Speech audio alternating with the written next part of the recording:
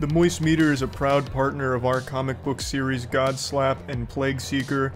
Both are available at badegg.co, link in the description. Welcome to the Moist Meter. Today we're taking a look at Legend of Zelda Tears of the Kingdom. I had high expectations of this game. I really liked Breath of the Wild, so I wanted this game to slap, and it did. This is a banger. It did not disappoint.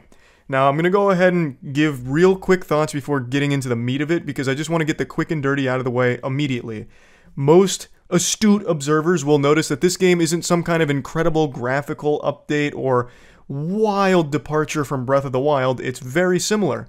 And that's true. Your eyes aren't deceiving you. They're not playing tricks on you. Tears of the Kingdom is very similar to Breath of the Wild, but it is a better Breath of the Wild. It is an improved Breath of the Wild. And that being said, that doesn't mean it's just a $70 DLC. This has so much more content in it, as well as entirely new creative systems with all of the Ultra Hand abilities, and everything that you can do in this game is shit you couldn't do in Breath of the Wild. It is substantially more content, so it is just the better Breath of the Wild. The map is the same for the most part, yes, like the actual core surface map, but they added the Sky Islands as well as the depths, both of which are huge, and they offer a lot to do. So it's not like it's short on content. It took me like 25 hours to beat start to finish without doing most of the side quests, by the way. So, I mean, that did mean I was getting one shot by like every enemy ever. It turns into a goddamn fucking Soulsborne challenge fundamentally for me, but that made it even more fun for me. But the point is, it's a long game. This isn't just a $70 DLC, and I want to make that clear. There is so much they added to this, and it is all incredible. It makes it the best version of Breath of the Wild possible. Now, I want to go ahead and get some of my big complaints out of the way, really my only complaints out of the way immediately as well. All of the complaints I have really are because it's on the Switch. I can't even really hold it against the game itself. It sucks playing a game this beautiful, a full-blown, full-boner Red Alert masterpiece at 30 frames per second. That is a crime.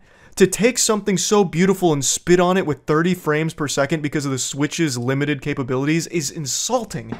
I know you can't see me right now, but I just slapped my chair. I'm getting so animated and heated about it. There is no excuse for 2023 gaming to have 30 FPS. That's just a fucking Switch classic, because Nintendo is an archaic group of fossils that refuse to upgrade and get with the times and make modern hardware. So the Switch face fucks it here with 30 frames, which sucks. So it doesn't really get a chance to shine in a modern light, so a lot of people immediately write it off as being dated and not worth $70, which is so fucking silly, but it is a legitimate complaint. To want 60 FPS in 2023 is not something that's unreasonable, and it's not entitled gamer shit. It's just the standard that you would expect from AAA quality, especially at the $70 price tag, by the way. So yeah, that is absolutely a big problem. And of course, because it's on the Switch, the visuals can only be so good. The graphics can only look so nice. Luckily, Legend of Zelda Tears of the Kingdom, much like Breath of the Wild, is carried heavily by its art direction. It does a lot of heavy lifting for its visuals in order to mask the limitations of its hardware. So thanks to very good choices with its art and visuals, it's able to transcend the stinkiness of the graphical fidelity. Like, it's not a big complaint for me, but I understand people that are used to modern games are once again going to be like, wow, this looks like shit. I mean, and that's just the Switch, baby. That's that goofy, quirky little thing doing what it does best. Reminding us that Nintendo is very out of touch. It's fucking running off like 50-year-old hardware. It was dated when it released, and now it's even more dated now. I can rant about the Switch all day and night. I'm still shocked it's not using dial-up. I can't believe they even have a model that has an Ethernet port on it. I wouldn't even think they'd bother. But yeah, those are my main complaints. That it's 30 FPS, and yes, the graphics aren't amazing, but I really do think that when you're in the game, there are breathtaking moments. Like, I think it looks beautiful a lot of the times, and it's complemented by an absolutely spectacular soundtrack. So now it's time to start going gushing granny mode here. Tears of the Kingdom is... It's probably my second favorite Zelda game, just behind Ocarina of Time, and the only thing that holds Ocarina of Time over Tears of the Kingdom for me is the nostalgia. That is a game that is so near and dear to my heart that I don't think any Zelda game will ever beat it, but Tears of the Kingdom is, I think, the best Zelda game, like, really, the amount of freedom you have in this game, not only with exploration, of course you come to expect that, but also with the way you tackle everything. Puzzles have even more freedom for solving. Like Breath of the Wild, you can solve them in crazy ways, but in Tears of the Kingdom, it gets even fucking wilder. The tools they give you to play around with are just a joy to experiment with. So I'm sure you've already seen a lot of the memes and a lot of the videos created using one of the powers called Ultra Hand. In this game, you get powers that allow you to do things in the world, such as manipulate objects, manipulate machinery and technology. So you have like fans, you have rockets, you have all kinds of cool things at your disposal. And with one of the abilities called Ultra Hand, you can pick it up and move it around and stick it together. So you can build entire houses out of it. You've probably seen people build a functioning mech. So you could put together a bunch of different materials, a bunch of weapons as well, and turn it on, and you can control a mech and wander around the world in a goddamn fucking Gundam. It is so fun. And when you're solving puzzles in this game, it's always like enjoyable, because most of the time, you're probably not even going to do it the way they intended. There's a set path for a lot of them, but you can tackle it however you want. They don't punish you for it. You can get as wacky as you want to get. I think 90% of the puzzles in this game, I did not solve the intended method. I used all kinds of stupid shit, like putting two fans together and then a steering wheel and then just flying around on a little like hoverboard Segway. It's just so fun what you can build with all of the tools here and how you can approach everything, including combat. So there's another ability called Recall, which is you can use Recall on certain objects and certain things, and it'll just take it back through the process of wherever it was moving or whatever it was doing at the time. So you can even make traps out of this. You can take like 3 logs and a wheel, stick the logs onto the wheel and spin it around in a circle with Ultra Hand, and then drop it. And then you can recall it, and then it'll start spinning all on its own, and you can take that, and you can lure enemies into it, and it'll just start beating the shit out of enemies. It'll be like a wipeout thing, or like a fucking MXC, Most Extreme Elimination Challenge, Takeshi's Castle type of obstacle course. You can make them run through this gauntlet of traps. It's so fun. Like, it never gets old experimenting with it. You can make an Apache helicopter. Like, the possibilities are truly limitless. So I cannot praise that system enough. I think it is so fun. And of course, it also has fusing, which is its core gameplay mechanic. So fusing allows you to take these objects in the world and you can fuse them to weapons. Pretty much everything is fusible. Like, if you can dream it, if you can touch it, you can probably fuse it. So like, for example, if you go to a bomb flower, you can fuse the bomb to your shield, and then when you do a shield surf, where you jump onto your shield and surf around, the bomb will blow up and give you a giant boost, a giant jump, which to me honestly reminds me of old Legend of Zelda speedrunning with bomb boosting. So that was a cute callback. I don't know if it's on purpose, but like, there's just so many capabilities with fusing. You can fuse bosses' toenails to your swords to give them an attack power boost. You can fuse different gems to your weapons in order to give them different qualities, like lightning, fire, shooting fireballs. It's so good. It's so fun, and it makes everything a really great experience. Until, of course, your weapon breaks, because the durability in this game, you'll swing it 3 times and break it on a fucking log or something. Durability system's back. I'm not mad about that. It's the only thing I really didn't like about Breath of the Wild, like, as a core mechanic. I just find, and this is across the board, not just Legend of Zelda, that durability systems are kind of an anti-fun mechanic, where it's just tedium for the sake of tedium. Yeah, like, I understand there can be a durability system. Like, for this game, I think the durability system would have made sense on weapons that you fuse, that when you fuse a weapon, it has a certain amount of hits before the whole thing breaks. That would make sense. But there could still be core weapons that didn't need to break, or at least not make it so harsh when it comes to how quickly a lot of these weapons break. Because what ends up happening is, this is a personal preference again, there's many people that like the durability system. I'm just voicing how I feel about it. For me, when there's a system like this, I end up hoarding so many weapons thinking I'll use them later, and I ended up finishing this game with 10 weapons that I'd been saving for like 12 hours, just waiting for the right time because I was afraid to lose them. Now, there is a way of repairing these items, but it's really convoluted and tedious once again. You have to feed it to an Octo Rock. I guess it's not the most convoluted thing, but you feed it to an Octo Rock, and it's a process that is kind of a headache. So, the durability system, I'm not a huge fan of, but many people will be, so I'm not going to necessarily chalk it up as a negative. I just wish it wasn't so cutthroat. I don't like cycling through weapons that frequently. Now let's move on a little bit here and talk about the narrative. It's very standard, generic shit. It's not going to really blow you away. Granted, I haven't got the true ending yet. I haven't finished all the memories, so maybe there's a lot more there that really fleshes it out. but it's not a whole lot to it. And it's also following the same Zelda formula we're all used to by now. So you're going to these temples, you're talking to these sages, you're fighting a boss at the end of the temple after setting up 4 or 5 networks that connect to the center platform to raise you up. Pretty standard stuff. But one thing that I actually didn't like at all is that when you do a temple, no matter what temple, you get the exact same ending to the temple, verbatim. You get a cutscene after defeating the temple boss, and they say the exact same shit with the exact same words, and the only difference is the race of the person that you have saved here or brought aboard your team. So that was a little frustrating that it was literally verbatim, so you kept getting fed the same fucking cutscene over and over again throughout the game, at least in the core story components for the main objectives. But it's not that big of a deal. That's a bit of a nitpick. I just would have liked them to maybe do something a little different there, but again, most people I can't imagine are actually playing Zelda for like an incredible story. I actually like most of the lore to Zelda, but I'm not going to sit here and pretend that the games are extremely well written, because half the dialogue throughout the main objectives is them repeating everything they've said a million times already. Oh, the imprisoning war is when this happened? Wait, Link, you're telling me that the imprisoning war is when this happened with Ganondorf? The Demon King? Wait, the Demon King and the imprisoning war, so you're telling me that this is what happened? And they'll say that a million fucking times. And no matter who you talk to in like the towns, they all say the same shit. Like they're all just fucking like cursed to have the same thoughts. But it's, again, that's not a huge deal, because that's not what the game is really focusing on. But I will say, even if the writing isn't like incredible, the story beats are really fun, and they lead to really great, spectacular boss fights as well as really pretty moments that I really had a smile on my face for. Even if some of them were outrageously goofy and silly, they were still very fun. So that's what's most important here. Zelda is just all about the fun, and this is like the most fun Zelda they've made so far. I think it just goes so hard. I think it is just truly spectacular.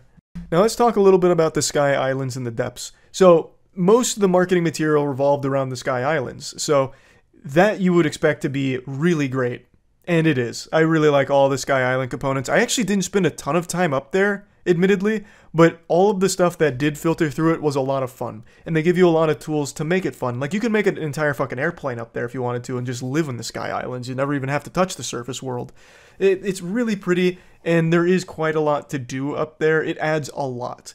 And then, of course, the depths. The depths, you go underground, and it is a huge network of very powerful enemies, as well as something called Gloom, where it'll start taking away hearts. Not permanently, it just restricts your access to those hearts, so you can't, like, eat and get that heart back. You have to remove the Gloom or go back to the surface world. And there's a lot to do there. They have powerful weapons, they have a lot of stuff, there's whole quest lines that go through there. So both the Sky Islands and depths offer a lot of content and a lot of exploration and a lot more to do. So again, it's not just the same Breath of the Wild map and nothing else. It is the same map with some tweaks and some additions to it, as well as entire new sections with the Sky Islands and the depths, which are just as big, if not bigger, than the stuff you can do on the surface. So I just really like the game a lot. I'm trying to talk about it as much as I can without spoiling a lot, even though I feel like I've already told you a lot of the mechanics that many of you probably haven't seen before, but they're just so fun, I can't help but just bring them up. So sorry for any minor spoilers. But anyway, let's plug Tears of the Kingdom in the Moist Meter. I'm going to give this puppy a nice clean 90%. I think the game is spectacular, and it is only held back by the platform that it's on. If this game was on anything but the Switch, it would be hailed as one of the fucking crowning achievements of gaming. The Switch really holds this fucking thing back so much, and it's really upsetting. But overall, I really do think this game is a must-play. It is so fun, and it is just something that you will constantly be wanting to play this game. Like, even once I'm done here, I'm still going back and playing more of it, which I don't do super often anymore. Usually I don't engage with too much post-game content in most single-player titles, but this one I absolutely will be. And I do plan on at least trying the speedrun, assuming it's not too difficult for someone as dumb as me. So, we'll see. But I love the game. I think it's great. That's about it. See ya. Huge thanks to ourselves for sponsoring this Moist Meter. Godslap is a comic series written by myself, Jackson, Matt, Danny, and Aubrey Sitterson. It follows the story of a character named Aeus, who's an extremely powerful slapper in a world where slapping is king. Issue 3 just dropped, it's all available at badegg.co, and shit is starting to pop off. Aeus is being hunted by a mysterious foe named Defister, who after swan diving through a hospital, picks up Aeus' trail and hunts him to the ends of the earth with his sidekick Olfactor. And also, our newest comic series, Plague Seeker, just came out. Issue 0 is available at badegg.co. It's written entirely by myself and edited by Jackson. It's set in a world 1,000 years after an apocalyptic event known as the Calamity. An asteroid hits Earth, and it brought with it mutations that changed all of its inhabitants. Now the world is infested with things called plagues, and atop the food chain sits 8 great plagues that control the entire world, and only one man stands against them, the Plague Seeker, who has an insatiable appetite to devour those 8 great plagues. So all of this is available at badegg.co, so please check it out. See ya.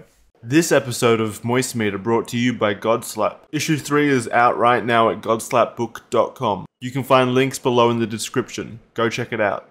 Initiating moisture.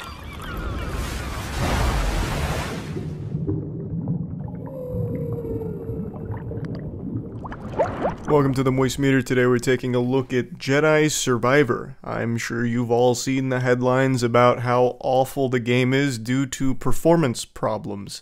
Now, obviously, I'm going to have to factor that into our advanced scientific calculations when rating this game because it would be ridiculous to overlook a $70 game shipping in the state that this one has. It's poorly optimized across all platforms, but most notably, it's horrendous on PC. Like 99% of people's computers can't run this game consistently at 60 frames, which is just an unforgivable sin. $70 for a game that doesn't even meet the baseline standard of AAA quality that you'd expect is laughable. Which is an absolute shame because the game itself is good, but I absolutely have to mention how awful the performance is because most people aren't even going to be able to enjoy the game. You're watching a slideshow sometimes, it's got so many problems, and I don't want to hear any of that mumbo-jumbo about how, well, Charles, don't you know they're planning on fixing the game and patching it right now? Old St. Nicholas at EA's got all his little elves, all his little helpers working on it tirelessly to fix the game for the gamers out there because they care.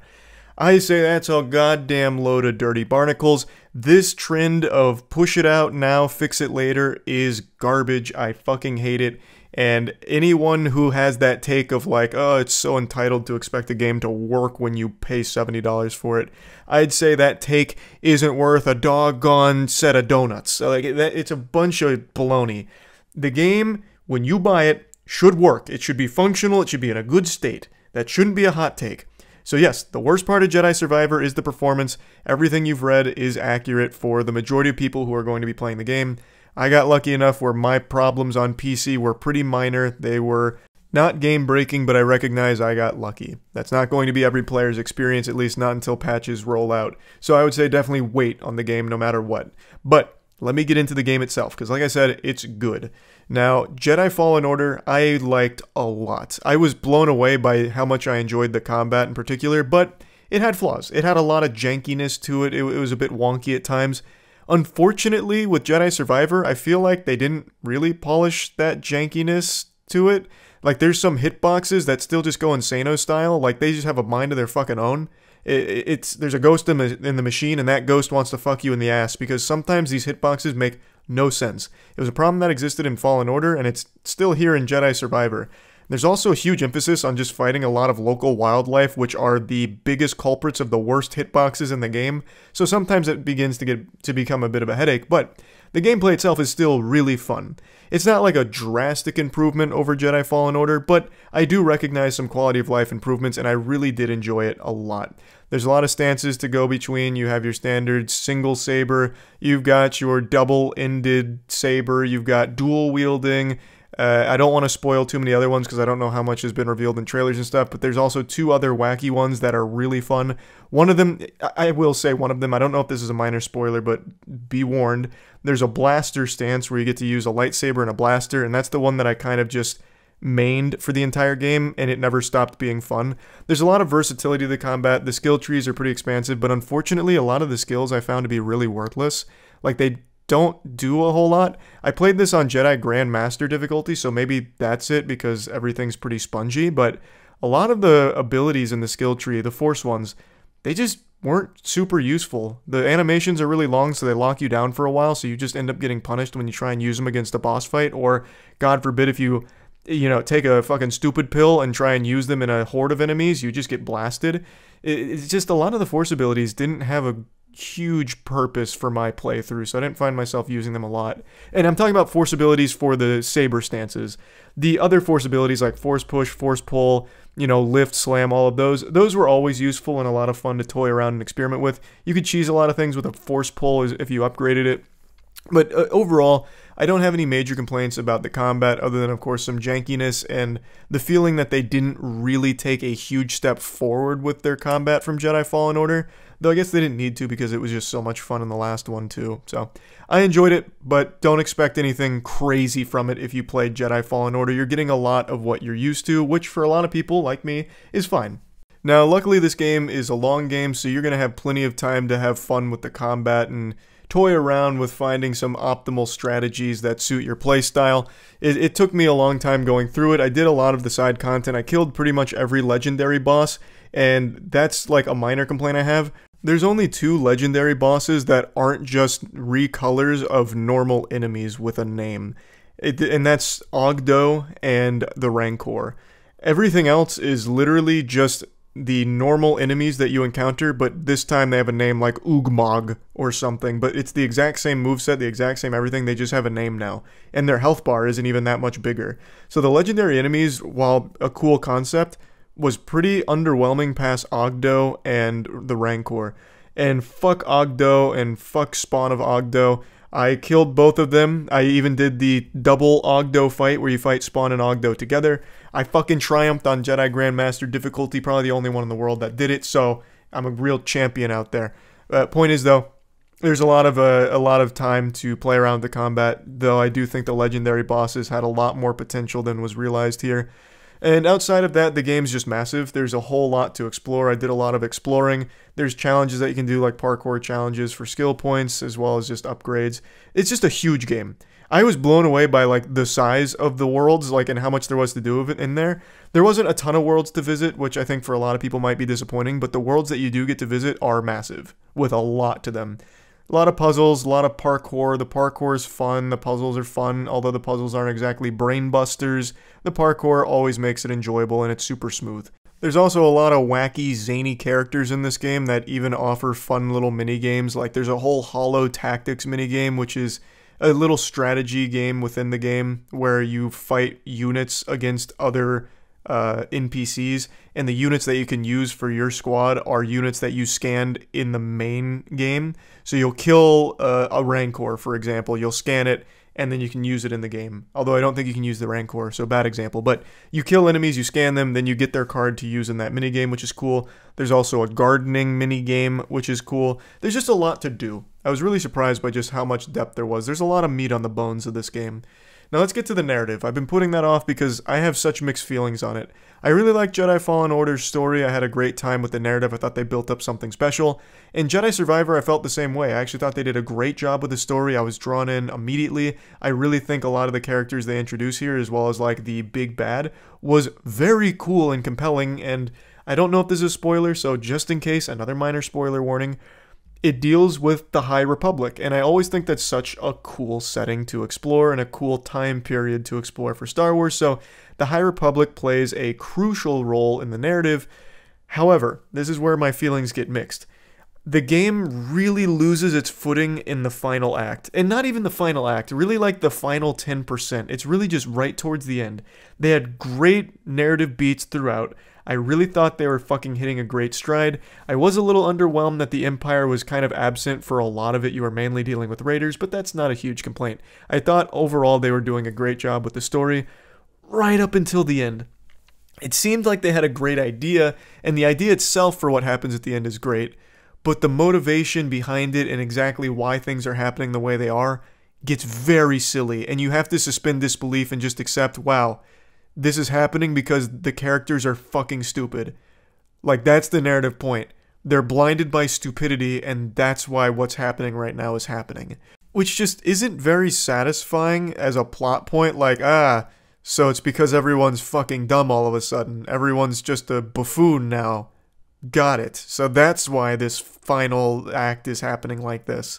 So that was really disappointing because I don't think they stuck the landing, but I do like where the game leaves off, and I'm really excited to see them explore more in the future because I'm pretty sure they plan this as a trilogy, so I'm really excited to see where everything picks up. But overall, there were so many great moments from the story. I can't be, like, mad about it. I do still think I walk away from this game with a very positive impression of the story, minus that very last bit towards the end of the game. And now just a little nitpick, throughout my game, I put on a poncho after defeating Spawn of Ogdo, and that fucking thing would not stop glitching out, but not only that, so many times there was a ton of visual bugs and noise from, like, the characters. So, like, I'll be fighting two enemies, and all of a sudden, their cloaks will just start spiraling out of control and taking up my entire screen, fucking blinding me. Like, all kinds of, like, wildness. So, even outside of performance problems, there are just some, like, bugs that happen pretty often throughout the game, but not the biggest deal in the world to me. It's not something I get super upset about, but just something to make note of.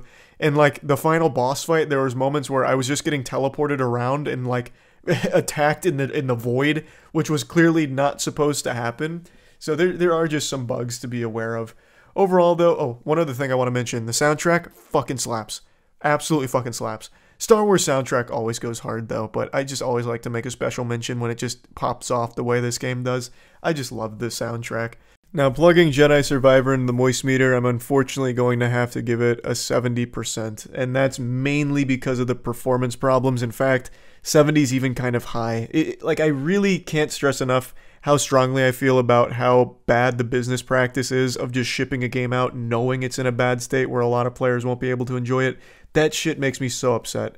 The performance issues hinder this game greatly. Without that, I'd probably give it like an 85%, pretty much exactly what I gave Fallen Order, because I really think both games are really good. I don't think this game was a massive step forward over Jedi Fallen Order, but it was still extremely enjoyable, and I had a great time with it, and it's just, once again, a shame that it shipped the way that it did. I'm confident they are going to fix those problems going forward, so I would say definitely hold off on buying this for a while until those patches are in place. And that's about it. As most of you know, we started our own comic book series called God Slap. Everyone who's read God Slap so far has unanimously agreed that it's the best comic ever produced, and God Slap is well on its way to becoming the biggest name in all of comics, overthrowing Marvel within the next 5 years, according to recent scientific projections that I'm pulling out of my ass. It's a passion project created by myself, Jackson, Danny, and Matt, and we brought in an industry veteran named Aubrey Sitterson to help write it with us, and we're extremely proud of what we've created. Issue 1 and 2 are already out, and Issue 3 came out today, as of right now. Issue 3 is available at godslapbook.com, and per usual, this is the standard cover, but we also have 2 limited edition variants, which will only exist until they're sold out, and then they'll never be reprinted. So they're available at godslapbook.com. Initiating moisture.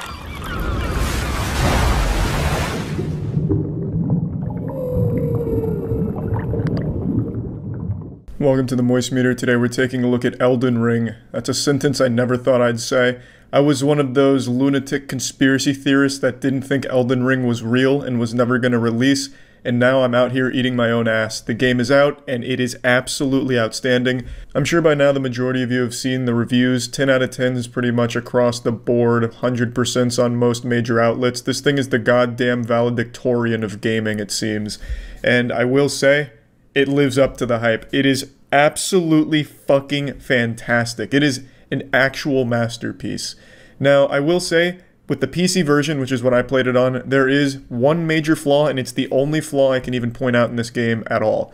It is an inconsistent frame rate. There was a lot of times where the game would just chug along during an intense fight, or if the terrain just became like overwhelmed with enemies. Then the frames would drop to like 15 FPS for just a couple of seconds, but it was enough to get you killed, because all of a sudden the game's lagging and you can't dodge in time, so you get fucked up. That is the only complaint I have about the game, and it's being addressed from the From Software team, from what I read. So that's going to be fixed, and after that, I have no complaints. I think everything that they did with Elden Ring, they did masterfully. Just like everyone's saying, the game is the culmination of everything From Software learned over the last decade or so of making the Souls series, plus Bloodborne and Sekiro, all rolled into the perfect package. Just this amazing entree, this beautiful dish that's so tasty even Gordon Ramsay would shit himself and come at the same time. It is unbelievable what they've been able to do here. Going into this knowing it was going to be open world, I expected it to just be kind of open world, like a pseudo open world. Not really fully realized, pretty primitive, because it's their first foray into that kind of ballpark. And I thought they were just going to dip their toes in it. They didn't. They dipped their entire fucking sack in here. They cannonballed into this pool. The world is massive. Absolutely massive. And it doesn't feel tedious to traverse, and it also doesn't feel dead. Because there's a lot of enemies, and there's a lot of just like open world mini-bosses scattered throughout, dragons that you can kill. And just exploring, you'll find caves, you'll find unique items, you'll find unique NPCs that'll end up going back to one of the hub worlds, and you can talk to them, learn more about them, complete quest lines from them. It is so good. It really blew me away with just how big the world was. The scope of this game is unlike anything I was expecting going into it. And there's so many layers to it. There's not just one surface level area to explore. It also goes deep underground. For example, there was this elevator in the middle of the forest that I found where you pay a couple keys, you get to unlock it, you go down, and it's unironically like a 6-minute uninterrupted elevator ride straight to hell. And by the time you get to the bottom, you get to this beautiful riverbank, and it is a massive area. There's like 4 different Lost Graces, which is your bonfires basically, and it's so huge. I think there's 3 bosses there. The main one is this deer spirit that you can revive and fight, and the deer spirit has a great soundtrack that backs it. The entire thing is just so cool, and it's just from exploring and finding this elevator. It's amazing just how much there is here. There's so many zones, and all of them are huge and so full of life. In that riverbank zone that I'm talking about right now, there's these like ghost archers that are aimbotting, so every time you try and go by them, they just fucking blast you, and it makes you really mad. But you can't help but be like, they're kind of cute though. Like, they're kind of beautiful looking. So you're like dodging these, well, you can't really dodge them. You're trying to like not get blasted by these archers as you're trying to light pillars to fight the deer spirit. There's just so much to do. The scale of this game is amazing. And there's so many bosses. I think the final tally is there's 83 unique bosses in the game. Or no, there's 83 bosses and 77 of them are entirely unique. So it's crazy. Like, there's so much to do. I absolutely love everything about it, and I'm not an open world guy, but exploring this game just felt alive, and it felt like I was constantly able to find things to do and just find interesting shit, whether it's going through dungeons, finding caves, and going through whatever boss was in the cave. There's just so much. There's so much. Even the quests are fun. Like, for example, I met Kenneth. Kenneth is a guy who likens himself to the ruler of Limgrave, or the heir to it at least. And his fort was taken over by this knight. I end up going to kill the knight, go back to Kenneth. Kenneth goes to the fort, and he's all depressed and shit. And it was just a cool little cute storyline, and Kenneth was an interesting character. But it's something that I haven't really done in Dark Souls, which is pay attention to the story. Dark Souls has always had huge lore, like a really deep lore, but it doesn't spoon-feed it to you. In Elden Ring, I felt a lot more ingrained in the narrative. I felt like I was getting a lot more out of the story, more so than any of the other Souls titles. I don't know if that's because George R.R. Martin was loosely attached to this. I don't really know what role he had in here. Full disclosure, I don't know what the fuck George did, whether he just blasted a fart near the game and they just put his name on it. I couldn't tell you. But regardless, the story here is a lot more digestible, and there is a lot more to actually get from the game itself, as opposed to having to go out and like look up lore videos on YouTube or deeply explore the terrain to find like some kind of obscure writing on a wall or an obscure weapon that has a little lore to it. It actually does feed you a lot of information about characters through the quest lines and the side quests, as well as just the actual general narrative of the story and what's pushing you forward, which I appreciated because I think it's interesting. I think the entire universe here is interesting. Now, I will come out and say I haven't beaten the game yet. I'm 30 hours into the game roughly, and I just have fallen in love with it, which I expected to like it because Souls-like games are my favorite games. It's my favorite genre. And this is one of the very few moist meters I'm making before completing the product, but I'm just so enthusiastic about it, and I'm certain that it's not going to all of a sudden just fucking drop off at the end. It's only going to continue to get better. I think it'll probably be another 10, 15 hours before I actually just complete the main line and go back and even do more extra bosses, explore deeper, come up with more builds. There's so much to do in the game. So I really just wanted to give all of my thoughts on it right now. So gameplay, it's what you're used to from Souls-like genre. If you haven't played a Souls game before, get ready to get your asshole spread wide open. This game is brutal. I will say this was one of the harder Souls games, and maybe it's because I was doing everything at a pretty low level because I like the challenge, but it is very difficult. Most players immediately hit a wall on the very first major enemy encounter, the first boss being the Tree Sentinel, which is the horseback golden halberd boss. A lot of people take 50, 60 deaths in order to beat them because they don't realize you can run by him, which I think the game tries to encourage you to do because most players aren't going to be able to beat him at level 1. I was able to because I'm a fucking turbo gamer. I'm an elite gamer barbarian. I beat him in 21 tries, but most people take more than that, or they just run by him and come back, which is, I think, the play you're supposed to make. But yeah, the game is hard. Expect that. I'm glad that they didn't tone it down and neuter it. I'm glad they didn't water it down or anything. I enjoy the challenge. However, I will say a lot of the challenge came from self-imposed rules upon myself. I didn't use any summons for any of the bosses or anything like that. And I do think if you do use summons, to explain further, it's a new mechanic in the game where you can get these spirits that you can summon to help you fight. Only in certain areas, you can't use them everywhere, but in a lot of boss fight situations and a lot of just general areas, you can summon like wolf spirits. You can even summon a giant knight to help you. You can summon a fucking jellyfish if you want to help you. You can even summon a senile old man who just walks around and gets killed, but he's kind of goofy. You can summon helpers to help you out, as opposed to just summoning a player or something to help you. You have a built-in mechanic to summon NPCs that will fight alongside you with some of the bosses, as well as just general helping. So I think the game can be super accessible for someone that's not familiar with the genre, and can be a pretty easy experience if you're able to leverage these summons well and use them as like a way of drawing aggro away from yourself during a boss fight, and then you can set some attacks up or spells. So I do think there is a way of playing this in an easier way. I chose not to use the summons because I just prefer it that way. I think it's more fun for me personally, but I have nothing against people who do use summons. And the game isn't like shy about letting you use it. It's part of the mechanics.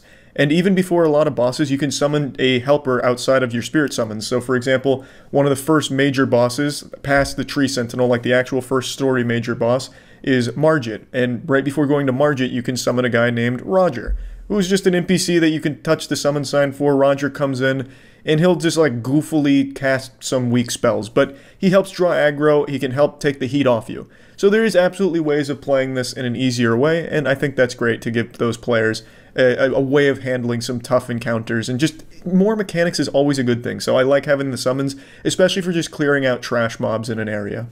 Another brand new feature in Elden Ring is, of course, one of the major ones, which is horseback riding. You get a mount where you can actually fight things while mounted, and it's great. I will say the mounted combat isn't super deep or anything like that, though I don't think they were going for it. It's mainly a way of quickly traversing the landscape, as well as just giving you options in an open world fight. So if you're fighting a dragon, in order to close the distance faster, you hop on horseback, then you hop off to attack the dragon, or you can just stay on the horse and just get some slaps in on the dragon before it flies away again, because it's a fucking pussy.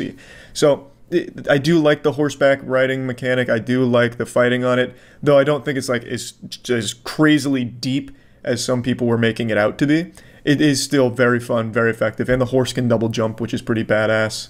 Another thing I was really surprised about is just how many new things they added to the game. I was expecting this to be kind of just more Souls without a whole ton added, but no, they really went all in. They, like, aside from just the summoning mechanics, aside from the open world, aside from the horse, they just added so many other features into this game that I didn't expect at all. So you have a lot of different options now. Not just new weapons, not just like new build possibilities, new spells, all that, but just in general, you have a lot of other options. So you can change your weapon arts on the fly by just using different ashes. You have the ability to block an attack and immediately counterattack, a guard counter. So if you just successfully block an attack, you don't have to parry it. If you block it and immediately follow it up with a strong, you can do a lot of poise damage to whatever enemy attacked you, and you can just kind of fuck them right in the butt pretty hard because you take almost no damage from a successful block, and you can immediately counterattack. So think of it this way: if someone's blasting a whole combo at you, maybe you dodge the first two, and then block the last one, and then you can get that strong counter for big damage to maybe stagger them for a visceral. There's just a lot of options, and there's now a dedicated jump button. I didn't realize just how fucking cool a dedicated jump button would be in Souls. I've always liked the idea of it as like a wet dream, but actually having it here is such a nice treat, and it gives you more options in a fight again. So you can do like a jumping strong attack, which does a lot of damage, as well as a lot of poise break, so again you can stagger an enemy and get a visceral off of it. So there's just a lot of new things here, all of which are welcomed additions to the formula. I absolutely love everything about Elden Ring. I think it is tied with Bloodborne for the most beautiful of the Souls series, and my god, I just can't get enough of it. Again, I don't usually like open world games, but I can't help but just explore every nook and cranny of the Elden Ring terrain. There's just so much life to the game, and I fucking love it. Plugging Elden Ring into the moist meter, I'm giving it a 95%. It would have been a 98 because I really do think this is as close to perfect as you can get with like an open world action game, but the performance problems are really widespread, so while I myself didn't have too bad of a time with the FPS dropping or crashing or any problems with the PC, I know a lot of other players did, and it is a pretty widespread issue that will hopefully be addressed very soon, but as of right now, that is the only major problem with the game. But once they iron that out, I actually just cannot think of a single thing that this game doesn't do well. Yeah, there's a couple of bugs and glitches, but it's a massive open world game. Of course, there's going to be a couple moments where you clip into a rock in the middle of nowhere. None of them are game breaking. There is, however, a little bugginess to the horse that does kind of fuck you sometimes, where if you try and get on the horse too quickly, you might just freeze yourself. But that open world game horse always going to be buggy, and it's so infrequent that it never becomes a huge glaring issue. I really can't imagine a better Souls game or a better open world action game in general. It's so well done, and only a couple of super minor hiccups, like a couple of blemishes. Like, it's nothing major. It is so incredibly polished and so well done. Elden Ring is nothing shy of a landmark achievement for From Software. The game is absolutely amazing. That's about it. See ya. Initiating moisture.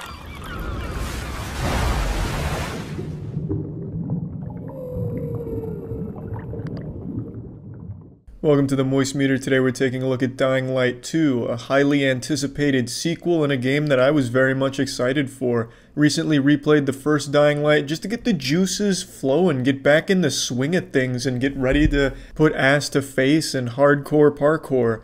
Now, there's a lot I have to say about Dying Light 2, and not all of it's good. So let's just go ahead and start with what I really liked about it. So I think overall, the movement is an improvement over the first game. I thought the first game was pretty much perfect when it came to its movement, and yet I was proven wrong because Dying Light 2 did it better. There's new skills here that allow you a lot more freedom and a lot more options when it comes to traversing the world, and you can get around quickly, you can combo some of the moves together and make like a really long chain, and it's just free running perfected here. I've seen a lot of people say the movement's worse or that it's outright bad, and I have to wonder what the fuck they're injecting into their ass, because that is just blatantly wrong. I love the first one's movement, but I think this one is better. I've seen a lot of people say that it's floaty, and that I can agree with. I can absolutely see how it could be floaty, and at times I definitely felt that too.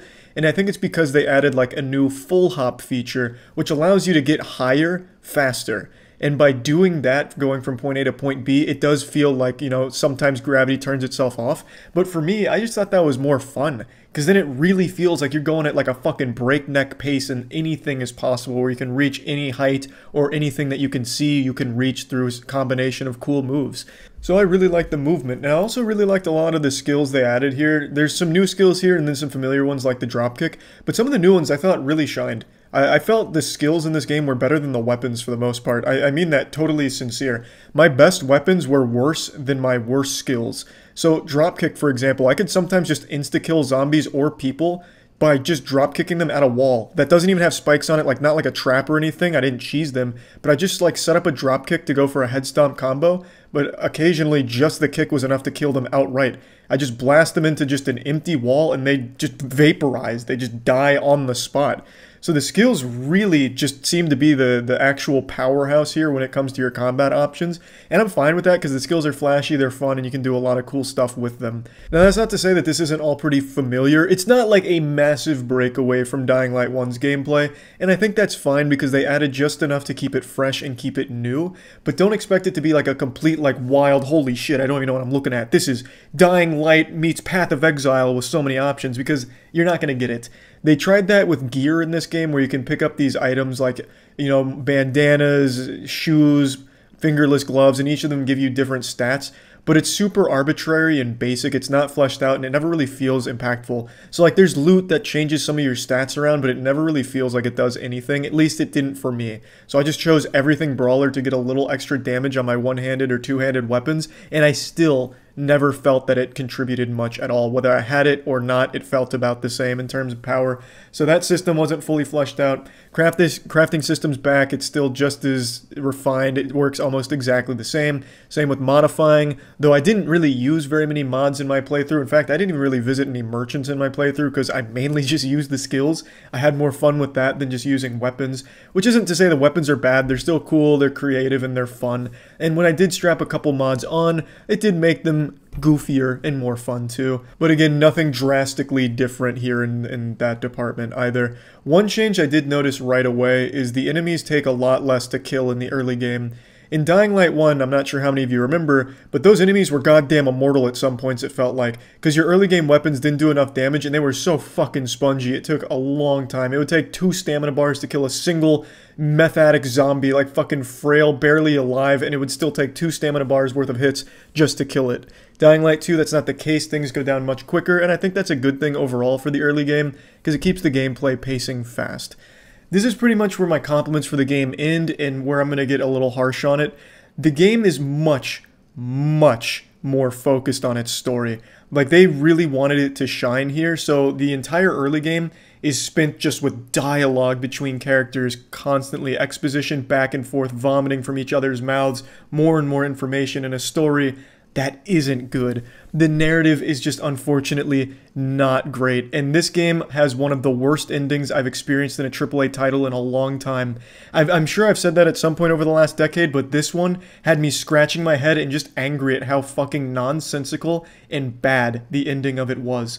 I'm not going to get into spoilers, but I do want to get that out there, that I felt like this game is an absolute mess narratively. They tried something very different from the first one where you have choices in some of your quests, and the choices do make trivial differences. Like, you do change things around, and at the time it feels like it's a big deal, but by the end of the game you realize all of those choices you made are worthless. And they don't actually contribute to the endings. There are multiple endings you can get, but your choices, like, throughout the game aren't a huge impact on where you ultimately end up. Those, like, game-changing choices are at the very end of the game. Everything that precedes it, kind of worthless. But it does feel good in the moment to, like, feel like you have an impact on the narrative, even if it's just the illusion of choice. But the story is really abominable. The characters are super generic, super forgettable, and sometimes some of the characters just felt like the voice actors were just pretty lazy with them. I don't feel that way about the main character, Aiden. His voice actor, Jonah Scott, I thought crushed it. I thought he was a real standout here, but everyone else just seemed like they almost phoned it in at times. And I really think it's just because the writing didn't give them a chance to shine, because it's bad writing. It's just not good. Nothing about the story worked. When it started building in the middle, I was like, oh, I could definitely see them trying to, like, bring this here, and maybe that would be great, but they never do. They never actually set anything up and finish it. It's just a bunch of, like, blue balls, and then it feels like they forget about characters sometimes, so then they'll randomly show up with no explanation. It's just so much is wrong with the story, and it's really unfortunate too. Almost everyone agrees that the first Dying Light story was dog shit, and somehow they did it even worse this time around. And it's because I think they put so much emphasis on it. Like, every single thing you do in this game ties into, like, a cutscene or dialogue between characters, so you're constantly getting inundated with the story that is just not good. It is just not working.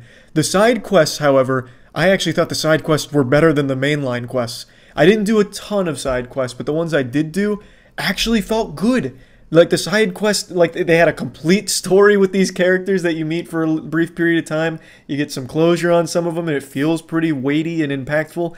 And that was nice. The side quests I actually enjoyed a lot more than going through the main story, which is surprising. So whoever worked on those definitely wasn't on board for the main quests, I would speculate, because god damn. Now, moving on from the story, there's a lot of quality of life improvements that I really appreciate, but there's one thing they added in here that I just couldn't get over in the early game. The stamina system that they introduced here is different from the first one. When you're climbing shit, you have the stamina meter that is constantly ticking down, and it makes it so you just can't climb things you feel like you should because your character just runs out of breath and falls and dies. The stamina is unforgiving in the early game until you get to like level 3 or 4 stamina. Then you can finally start to explore what you want to explore. But until then, it just feels like it arbitrarily slows you down by not letting you explore these places because your stamina is not high enough.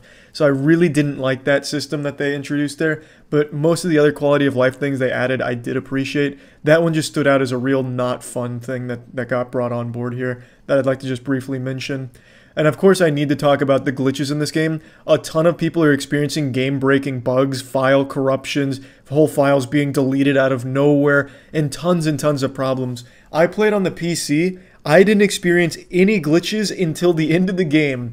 And for 2 hours, all of my cutscenes were broken. They'd play out like a kid playing with action figures. They didn't actually animate or move, so it'd just be ghosts holding things and the objects they were supposed to be interacting with floating, and it was so enjoyably goofy. Of course it was broken, and I could have fixed it by exiting to the main menu or closing the game or something, but I just got so drawn in to the goofiness of these broken cutscenes. I actually started caring more about the story when the cutscenes weren't working, honestly. But up until that point, I didn't experience any glitches other than the occasional zombies getting stuck somewhere, or some prompts not working right away, or clipping, but nothing that ruined the experience. But that last one with the cutscenes, that was a fucking crazy one. Another thing that I definitely want to bring up is this game is much less intense than the first game. In the first game, going out at night was terrifying. You were probably going to die. The last thing you wanted to do was be out at night in the early game because you were going to get your shit fucking rocked, your cheeks clapped. Being out at night was dangerous. There were so many zombies in the world that were also dangerous. In this game, Dying Light 2, there's almost no zombies in the game in general. They're always like hiding out indoors, and even when you go indoors, they don't really get alerted and they don't really fight back. Going out at night isn't a problem at all. They usually can't catch you, and if they do, they don't really do anything to you. They just like let you go. They'll like shake you down for your lunch money quickly, like give you one slap and then pat you on the ass as you run by.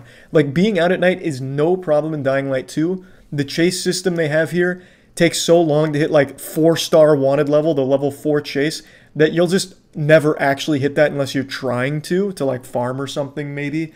But even when you do hit that level 4 chase, it's still not nearly as hard as it was in Dying Light 1. The zombies just don't play any role in this game. Narratively, the zombies are non-existent. Everything in this game has to do with the peacekeepers versus like the bizarre survivors and just other people in general. It's only human versus human. There's almost no zombies that you'll encounter playing through the missions at all, including the side quests. The zombies just don't even exist in this game in general unless you go out at night, and even then it's minimal. So that kind of blew me away.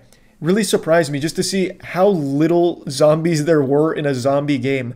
There isn't a single time you even fight a volatile. It's just crazy. Like, I don't understand why.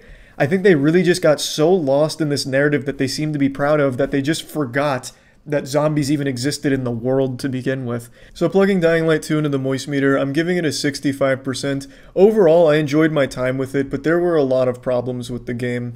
I think the gameplay shines. I think the gameplay is on par with, or even at points better than the first game, but there are a lot of other factors that really do hold it back, which is unfortunate, but like I said, overall I did enjoy my time with the game, and yeah, that's about it. So yeah. Initiating moisture.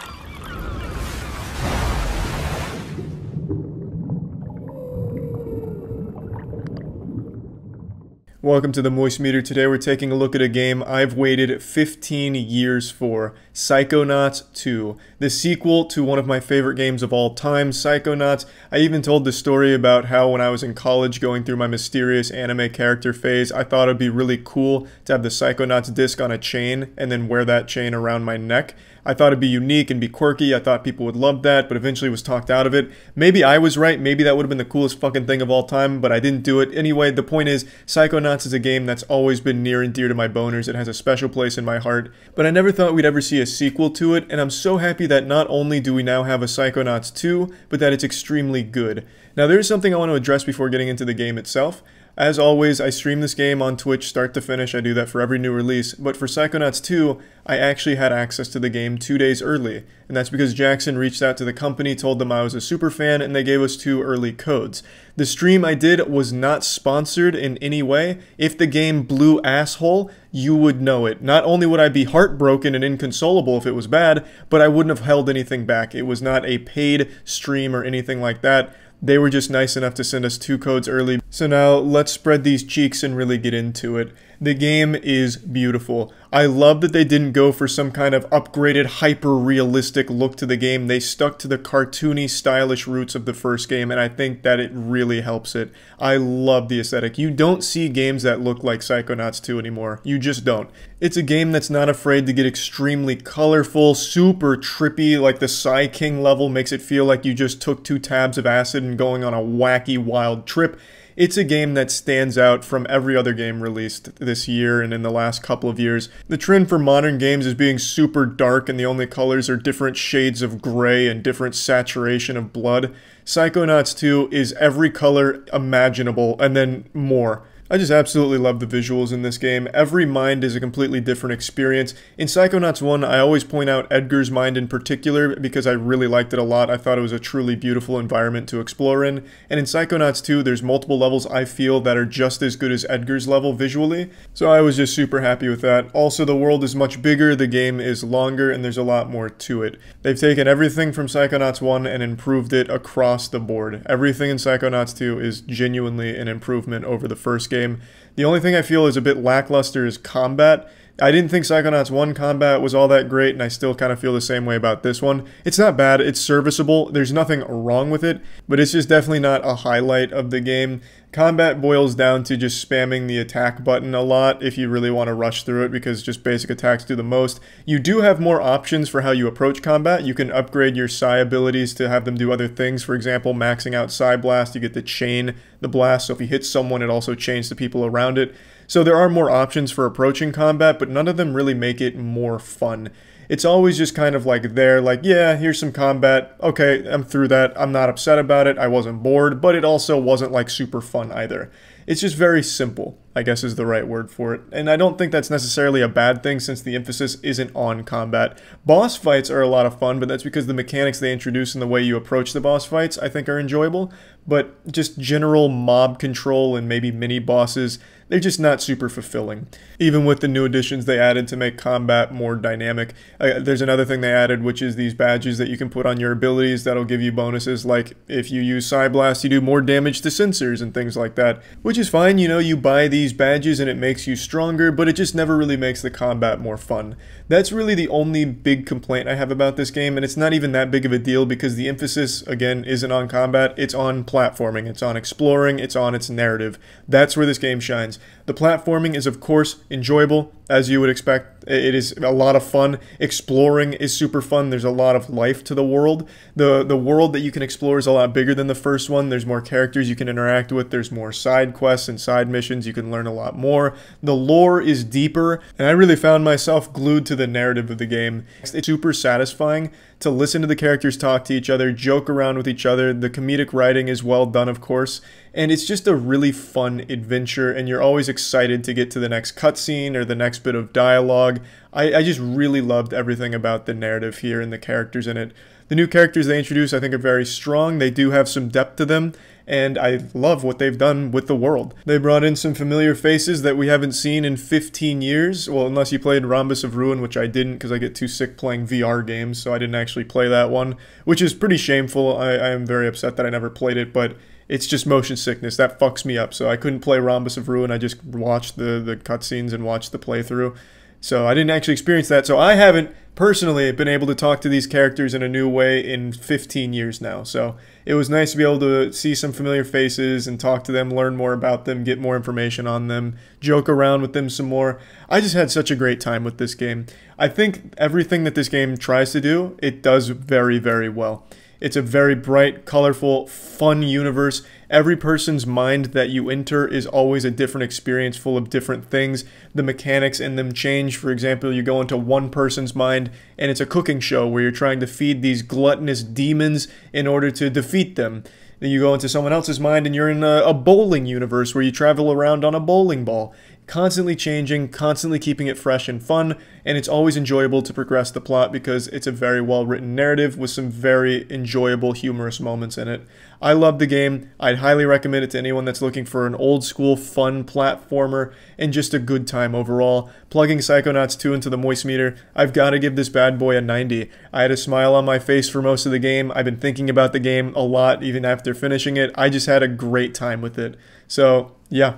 That's about it. 15 years was worth the wait. Now let's talk about Crunchyroll. As I've mentioned multiple times now, Crunchyroll is where I go to for most of my anime. It has pretty much everything that I could imagine. I've actually been watching One Piece on Crunchyroll. As I've talked about, I'm trying to go through One Piece. I'm not super far yet, only on episode 30, so we're like halfway through One Piece. And I'm watching it on Crunchyroll because that's just the optimal choice for anime.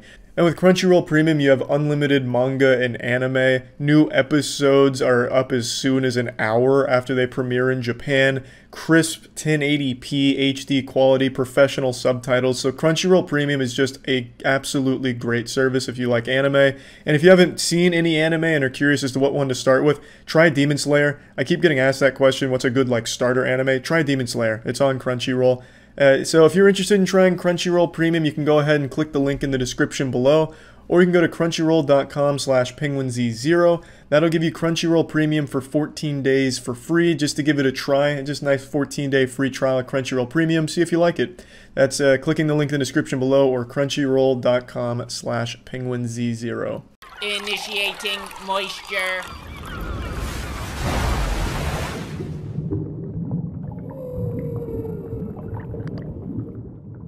Welcome to the Moist Meter. Today we're taking a look at Everhood. This game's been out for almost 2 months now, so this is absolutely the latest I've ever reviewed something. Typically, I like to review things the fucking second they hit the shelves, you know, right when they're out of the oven, fresh off the press, they go into my butthole and I puke out a Moist Meter score to accurately represent the quality of the product. But Everhood's been out for a little while now, but I was so moved by the game that I wanted to make this Moist Meter just to let you all know about it and tell you how fucking great this game is, because not a lot of people are talking about it, surprisingly. The first thing most people are going to draw the comparison to is Undertale. The style of the game and even a lot of the mechanics of the game are very similar to Undertale. It's heavily inspired by it and there's nothing wrong with it. And I was guilty of thinking that the game was even made by the Undertale team or the Undertale creators. But it's not. This is a totally separate project from a brand new team that really put together this passion project, and it shows. When playing the game, I can actually just feel the fucking creator's heartbeat in it. They really put their soul into this game. So first, let me tell you what kind of game it is. It's a rhythm game for the most part, and it's a rhythm combat game. It's not like what you're expecting like DDR or with like something Stepmania, where you're clicking arrows in the right arrows with the right beat. That's not this at all. Here, you're dodging the beat, or you're fighting back against whoever is attacking you with the music. And the music is absolutely fucking incredible. There isn't a bad track in this entire game. All the characters are likable as well. It's a well-written game. I found myself enjoying the story and the characters and the universe. It's a game that really takes some like existential questions and tosses them at you and puts you in this like really psychedelic, trippy universe, this world of immortals who you're talking to, and then you end up fighting with music, and it's just beautiful. From the sound of the game to the look of the game, it's beautiful, and it's constantly changing. This is a game that never runs out of creativity. The songs are constantly different. What happens during the battles is different. It's always changing things on you, so it's never stale, it's never boring or tedious or a chore. It's just so good. And there's so much secret content in the game to explore, so there's a lot of content here. It took me right around 15 hours to play through most of the routes, and I still didn't do everything, but I did do most of it. I played through the majority of the game on Expert, and I had a blast. Some of these boss battles were some of the hardest boss battles I've ever experienced. I just recently went through the majority of the Souls games. As you all know, Souls-like games are my favorite games. So I went through Demon Souls Remake, Dark Souls Remastered, Dark Souls 2, Dark Souls 3, and just recently Bloodborne. I blasted through all 5 of those games, and not a single one of the bosses, not a single boss in any of those games comes close to some of the bosses in this one. This shit was brutal. Fucking wacko mode shit in here, so there's definitely a challenge. It's not a game that you're gonna come here and fucking steamroll or anything like that. I could really suck this game's dick for a long time. I just really loved pretty much everything about it. I mentioned that you could really feel how much care and passion went into the game, and I'd like to just give you an example of that. For one of the routes, you get to this stunning, like this visually stunning conclusion. It's getting all trippy, psychedelic, time is slowing down, speeding up, you're crashing into the fucking sun, going faster than light while you're having this rhythmic battle with beautiful music playing, and then you finally reach a very satisfying conclusion. Or so you think, and then it goes into an even more exciting and even more thrilling sequence where you're now battling against fucking God himself, the fucking time wizard, you're becoming time, like it's just so good. And then once that all wraps up, then you get a really satisfying epilogue where you get to meet with the characters again and go through certain things. I'm trying not to spoil anything because there is a narrative here and it's good. I enjoy it. And then after all of that, after you've gone through this massive adventure, then you kind of get to hear the developers talking to you. The developers showing their appreciation for you playing their game this far, because it's long. Like, it's not a short game. This would not be something that you'd be able to like speed run on your first playthrough and be done within 3 hours. It takes a while to get here, and the developers were really appreciative of the time you put into their game. So they kind of break the fourth wall, which isn't unusual for the game because there is fourth wall breaking here, addressing you, the player. And the developers come in there and just thank you for the experience and saying that they hope you had a fun time. Like, there's like 3 different times they say, you know, hopefully this experience has been an exciting one and an enjoyable one, and it's so cute. It's so fucking cute to see the developers really wanting to deliver something special and really hoping that it resonates with its player base, and I think it absolutely did.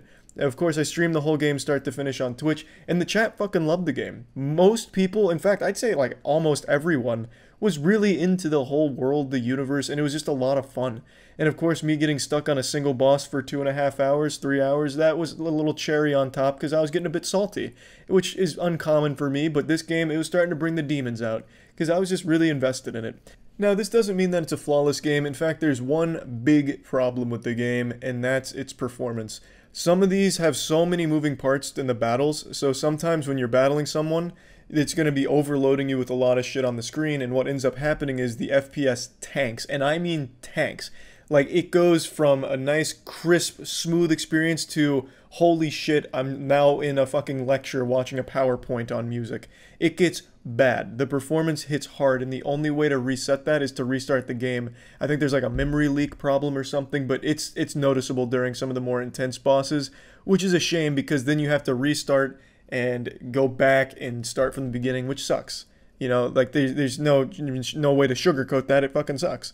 But I think that's just due to this being like their first big project, so they're still learning how to optimize things. So you can't really hold it against them that much, but it does bring it down a bit.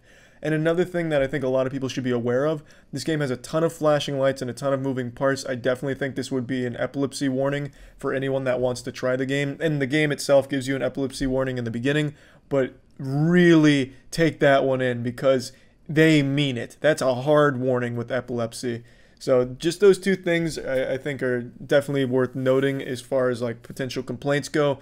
But overall, I loved my time with Everhood, absolutely adored the game, and I'm giving this bad boy a 90% on the moist meter. Fantastic, and I highly recommend it to anyone that likes rhythm games or just like a fucking fun, different, unique little experience. Like, there's really nothing I've played like Everhood except Undertale, and I'm not a massive Undertale fan, most of you know that, but I'm a huge Everhood fan now.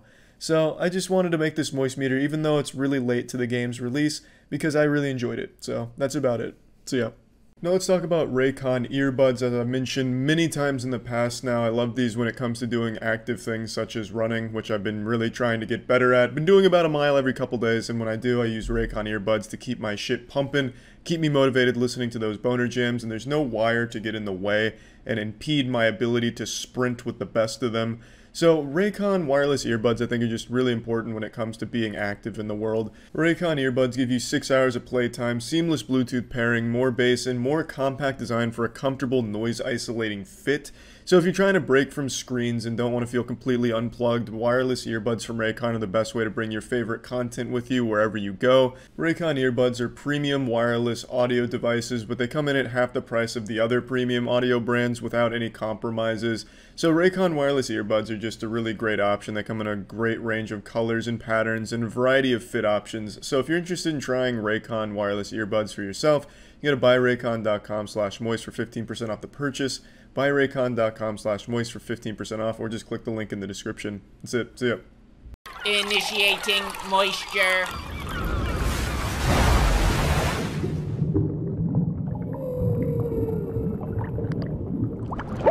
Welcome to the Moist Meter. Today we're taking a look at Little Nightmares 2. I was a huge fan of the first game, so I was pretty excited for this one, but I had absolutely no idea that it was coming out anytime soon, so that was a pleasant little surprise from Santa Claus, just dropping this bad boy off. And I gotta tell you, I was very happy with it. I was very pleased. I think the game is just as good, if not even better in certain cases, than the first game. Now, I had to refresh my memory on the lore of the first game because it's been so long since I've played it, so I combed through the sacred text and relearned everything that happened in the first game narratively, so that way I knew exactly where we were starting off in Little Nightmares 2, and after digesting the full compendium of Little Nightmares universe, I was super drawn into the story once again, and now after completing Little Nightmares 2 and watching the secret ending because I didn't actually get it myself, I fucked up, I can say with certainty that this has left me very confused. It's got me just with fingers up my asshole, scratching my head. I am a little lost on the narrative. I'm not too prideful to admit that. There's a lot of moving parts to the Little Nightmares universe, and I'm just having a hard time figuring out where they all connect. I still really enjoyed it. Like, this isn't like a complaint about it at all. I do like ambiguous titles when it comes to the narrative, instead of just like hammering that shit home, making you feel like such a fucking idiot that they have to hold your hand through what's going on. I do like it being up to the interpretation sometime of the player. But in the case of Little Nightmares, I feel like in certain ways, it's almost too open-ended because there's no dialogue, there's no spoken words, so you're just piecing things together based on what you're seeing in the environment and the character's body language and what you're experiencing together. So you're piecing it together as you play through what you're seeing, not what you're hearing. And I guess for me, I just kind of got a little lost on how exactly all these pieces were fitting. There's still a lot that the narrative was able to surprise me with in terms of like some twists, also where it fits into the universe and all of this. And I was able to understand the big moments and the big things for the most part, but as for how it all fits into the puzzle of Little Nightmare, how they put the rectangle in the rectangle hole here, I'm still just a little fucking confused on. But it's not a big deal. Still really enjoyed that aspect. The universe of Little Nightmares I find to be beyond fascinating. The art design, the character design, the everything visually in this game is so good. It's so unique. It's so well done. And it does what horror games fail to do, which is actually build tension and unnerve you. A lot of the characters, like a bunch of the bad guys you'll see here, are genuinely creepy, and they're designed very well to kind of make your skin crawl a little bit, like, ooh, this is yucky, I want to get the fuck out of here as quick as possible. Then you try and do that, and then you get like absolutely blasted, your head gets fucking tore off, and they spit down your throat. Like, it gets gruesome. And you have to pace yourself, you have to just sit there and patiently wait and watch them do their gross shit. And then eventually you make your move to stealth past them or solve a puzzle to get by them. And it's so rewarding, it's so fun. I really loved everything about Little Nightmares 2. I really did. I had a great time playing it. I think every puzzle was well designed. There was a lot of different mechanics they were throwing in. Sometimes you're using a flashlight to stun people. Sometimes you're teleporting around using television sets. Other times you're just using teamwork with six to get around and connect dots and get things to make things move up and down. It's fun. It's just fucking fun. The puzzles aren't exactly brain busters. You don't need a 200 IQ to solve these bad boys. You're not going to solve one of these puzzles and all of a sudden have a third eye open on your forehead and achieve enlightenment. Like, they're not like the hardest puzzles in the world, but they're just challenging enough to keep it enjoyable and keep things moving at a steady pace. I don't think anyone's going to get stuck on something for a long time. There are going to be certain things where you're like, oh, where the fuck do I do here? And then maybe 10-15 minutes later, you're like, yep, that's the solution, and now I feel silly for not having done it right the first time. It's no complaints at all when it comes to gameplay. I enjoyed every moment of it. I had a great time exploring the universe, finding some of the hidden things in the universe. There's hats that you can collect, and sometimes even the hat, not to spoil anything, but sometimes the hats may even play a role in getting a couple things done. It's just such a rewarding game. There's really just not a whole lot else like it when it comes to the game design here. It's so good. Like, I really can't suck their dick enough about how beautiful the game looks and how macabre the whole thing is. But now this will bring me to where I think people might not like Little Nightmares 2. It's a really short game. It took me just over 4 hours start to finish to blast through this bad boy. Not that I think that's a bad thing. I've said this multiple times. If the game is only 4 hours, it better be 4 really strong hours. And I definitely think The Little Nightmares 2 is. It's also not a $60 game, so you're paying less for less hours in the game. There's really no replayability. I don't see many people beating the game and be like, can't wait to fucking get back in there and do all that again, because it's very much a game that you'll experience once, really enjoy, and maybe go back one more time just to get everything for a secret ending to make sure you get every little bit there to digest every piece of lore that you can. And I really think most people are going to want to, because I think they've set up a fascinating storyline and universe here with Little Nightmares.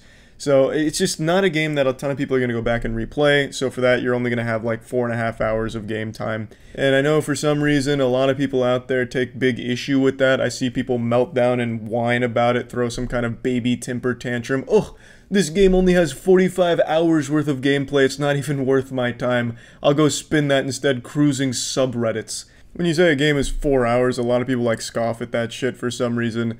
Another minor complaint I had about the game is there's some bugs in it, a couple glitches, like I soft-locked myself once, not that it happened again after that, but I got soft-locked hard as fuck right in the beginning, and sometimes when I would swing one of the weapons at an enemy, it would go right through them, or it would go right through the thing that I was aiming at, or just bounce off of invisible nothingness, just get fucking blasted back by the air.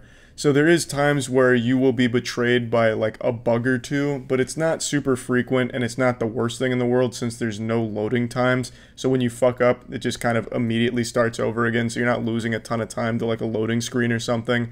But it is something worth pointing out that there are a couple of minor bugs and issues, but nothing that's going to be game ruining.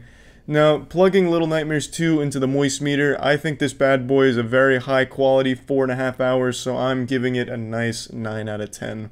I think most people will enjoy it, especially if you're not one of those pretentious elitist gamers that only plays games that have 90 to 100 hours worth of tedious grinding content. You'll appreciate this. I think it's very well made, the puzzles are fun, the universe is great, the lore and the themes are very rich. I really enjoyed pretty much everything about it, so I'd recommend it, and yeah, that's about it. Right now you're probably asking yourself, damn, how does Charlie look so well rested and energized? And I'll go ahead and reveal the secret formula here. It's because I slept on a Helix mattress last night, and Helix mattresses are fantastic. Helix mattresses are some very beautiful mattresses that are going to be catered to your unique body type and sleep preferences based on a sleep quiz that Helix will ask you. So the sleep quiz is going to ask you multiple questions to get a feel for what makes you you and match you with the perfect mattress to complement your sleep position, your preferences, and by the time you finish it, you're going to have the mattress of your wet dreams. The Helix mattresses are absolutely fantastic. I highly recommend them. So if you're interested in upgrading your mattress, which I think everyone should have a high quality mattress that they're happy with since you're going to be sleeping on it every night forever. So I definitely think mattresses are very important. So it's definitely important to have a mattress you're happy with. So definitely check out Helix if you're interested at helixsleep.com/moist, and you can get up to $200 off your Helix mattress. Also, Helix offers a 100-night sleep trial just to make sure the mattress really fits you. Also, shipping and returns are free and extremely convenient, so there's just no need to leave your house. That's helixsleep.com/moist for up to $200 off of a mattress. That's it. See ya. Initiating moisture.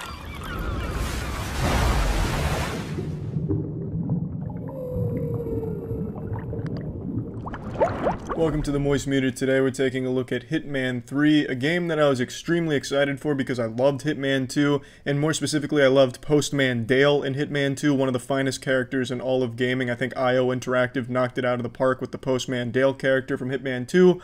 Unfortunately, Postman Dale does not make a reappearance in Hitman 3. I'll just go ahead and hit you with a cold water right there right away. So don't go in expecting more Postman Dale content, which is a shame, but it's not the biggest deal in the world. So let's just get into this right now. I'm going to let you know I was pretty disappointed with Hitman 3, not just because of the absence of Postman Dale, but the game is just really a carbon copy of Hitman 2. There is, I think, only a single new gadget or even really new feature in the game, which is the camera. And the camera's pretty cool, especially when it comes to a great mission where it's basically like Knives Out, where you're solving a crime while going about trying to kill your target. It's really a great mission. Let me make this clear. I don't think Hitman 3 is a bad game by any means, but with 2 years of development, I would at least expect them to change a few things, improve a few things, add anything at all. Even in terms of graphics, it's identical. I was watching comparison videos because I thought I was taking fucking crazy pills and squirting like bleach enemas up my asshole like a lunatic. Because I kept saying when I was streaming it that I think it looks exactly the same as Hitman 2. So then I pulled up comparison videos, and lo and behold, it is exactly the same graphically as Hitman 2, the only difference being some lighting changes, and it does help in some levels, but overall, there's just no improvements in this game over Hitman 2. If you liked Hitman 2, you're gonna like Hitman 3, and since I liked Hitman 2, I did like the game, but I am disappointed that there isn't anything new. It's Hitman 2 with new maps, which is cool because it's a good game, but I mean, fucking come on, it's 2 years, you can do more than that, I would think. I'm sure they're competent developers and talented. I don't know why they would make it so uninspired. And the story is not good. But I don't think anyone's playing Hitman for the story, but just want to make that clear. The narrative, kinda dog shitty. But setting aside that disappointment at the lack of changes or anything added to the game, it's still an enjoyable experience that I had fun with. The maps they added are really cool maps. I think pretty much all of them are interesting with a lot of great ways of approaching them. Some of the main story kills, because on my first playthrough I just kind of did like the main story kills, like the main pathways to killing your target. Some of them were bad. Like there's one where you overload a guy's brain, but since there's no like great animation, all that happens is he gets a nosebleed and they say he's dead, and then everyone goes about their business. So it's really just not much of a payoff for that one. But aside from that, most of the main path kills are pretty cool and really enjoyable with a great payoff. But there are a few like that are a bit of a stinker. Some of the maps are absolutely beautiful though. There's no bad maps. There's a couple maps that kind of got on my nerves a little bit when it came to navigating them because I thought there was just like a whole bunch of fucking nothing in them, just empty space. But going back and revisiting them after doing the main path kills and going for more goofy assassinations, I found a lot more fun on them. There's no bad maps here. I want to make that clear. So going into this Hitman 2 DLC, expect some quality maps on it. There's really nothing here that's going to make you roll your eyes and not have any fun. And I specifically pointed one out early on, which I compared to Knives Out. I think that was a really creative one. I enjoyed that a lot, even though I felt it dragged a little bit. I really did enjoy that and the characters in there. There was a lot of them. There was like an interview to conduct. You get to be your little fucking Sherlock Holmes and live out your detective fantasy with a lot of options of approaching things. That mission, I think, is probably the best one in the game, in my opinion. There really is a lot to enjoy about the game, but if you were expecting anything to be improved from Hitman 2 or anything at all to be different or better or added, you're going to walk away disappointed. This game is quite literally Hitman 2 with more maps. And I know that gets said a lot about things like, oh, Call of Duty hasn't changed in years, you know, it's just trivial differences. But with this game, I mean, it is actually the exact same game. Every animation is the same, every sound effect, everything from the ground up is the exact same from Hitman 2. And the only thing that I can tell they added was a camera. And now for a lot of people, that's not going to be a big deal because Hitman 2 is so good, but I just can't reiterate enough how unfortunate I find that to be, because I just wanted more from the game. That's my biggest complaint. I really have nothing to say bad about the game because everything works. Hitman 2 was a great game, and this is a great game too because it's the same fucking game. I would expect them to want to take the franchise to the next level, this being the conclusion to this trilogy they've built up with Hitman 1, 2, and 3, the new ones here. I would expect them to want to make it something big and add a whole lot to it and make it like, you know, Halo 3 of Hitman franchise, you know? But they didn't. This is like the NBA 2K of Hitman games, where it's the same game just with a roster change. That's basically what this did, the roster being the maps. And charging a full $60 for it. I want to make it clear, I don't have a problem with it being $60 since it's Hitman and there's a lot of maps here. And since it's Hitman, it means there's a lot of fucking replayability to those maps and a ton of different ways of approaching those things. So I definitely think you get your $60 worth of playtime. That's not a problem. But yeah, anyway, I'm gonna just go ahead and plug it into the moist meter now. I'm giving Hitman 3 an 80%. I do feel a little slimy giving it an 80% after everything I've said, considering I always dock a fucking ton of points when other game companies copy and paste their franchises. But for Hitman, I'm making the exception only because Hitman 2 was the best fucking Hitman game in my opinion, at least one of them. So getting more of that is a good thing. I still had a very positive experience with the game. It's just I can't help but be let down by laziness. Again, probably isn't the right word, but just the lack of innovation or just even like the slightest changes, really. I can't help but be let down. I was expecting a lot going into it, and I didn't get any of those expectations. I just got more of what I knew I already liked with nothing different. You know, no big graphics upgrades, no new animations. You know, if you're doing a hand-to-hand combat thing, you know, you press X on someone and you still get the exact same prompts and the exact same animation from the last game. You couldn't even up that. Like, come on. I'm sure you could. 2 years, I don't think this is the best they could have done, but I did enjoy the game. It's still a good game. By fucking going around, you know, collecting grapes as a disguised wine sommelier is fun. I mean, it is a fun fucking experience. So I guess it's hard to justify the game being under an 80 when it is just so fun. You know what's never a letdown? A high quality VPN service. Surfshark is the one I would recommend for anyone out there that wants to take their privacy online seriously. Surfshark's just a robust VPN offering so many different services and features such as Clean Web, which allows you to surf in the clean cyber ocean, no ads, trackers, malware, phishing attempts. You can also use Surfshark on an unlimited amount of devices so you can connect and use all of your family's devices simultaneously. You can whitelist certain things with their whitelister ability, which allows specific apps and websites to bypass the VPN to help with things like mobile banking. There's also a 30-day money-back guarantee, so if you're not super satisfied, it's pretty much risk-free at that point. So there's just a ton of reasons to use Surfshark VPN, and I think, as I've said many times, VPNs are super important these days.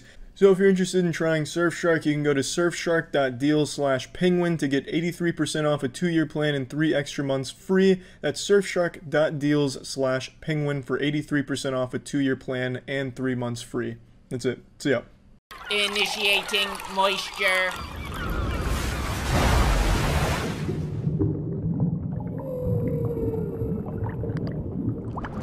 Welcome to the Moist Meter. Today we're taking a look at Risk of Rain 2. I'll go ahead and bend over for all of you and let you know right now. I didn't play the first Risk of Rain. In fact, I'm really not even a fan of the genre. But Risk of Rain 2 is an absolute fucking banger.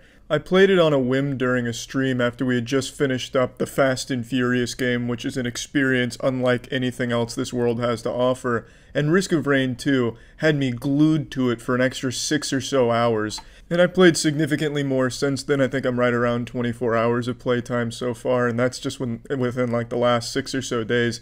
The game is just extremely fun. So to break the game down, Risk of Rain 2 is a roguelike where you play as one of many different characters, each with their own set of abilities that give them an entirely unique playstyle. Really, no character plays the same as another one, and I really love that. And I actually like every single character I have so far. I haven't unlocked all of them, but I've unlocked a good chunk. The only one I haven't enjoyed very much is the Commando. It's just a really basic class. There's nothing wrong with it. It plays just fine, just like all the others, but it's just not as much fun as some of the greater ones like my fucking boy Multi or Loader. Loader is probably some of the most fun you can have in this game. Absolutely love Loader. Loader's like an in-your-face, right up in your nutsack kind of melee frame where you can like launch yourself across the map. You have like a bionic commando grapple. You can play this game like fucking Attack on Titan with Loader, where you just grapple to someone with your extendo fister and then spin around them, attacking them the whole time. It's just really, there's so many different ways of approaching fights in this game with the different characters that it's just always a joy.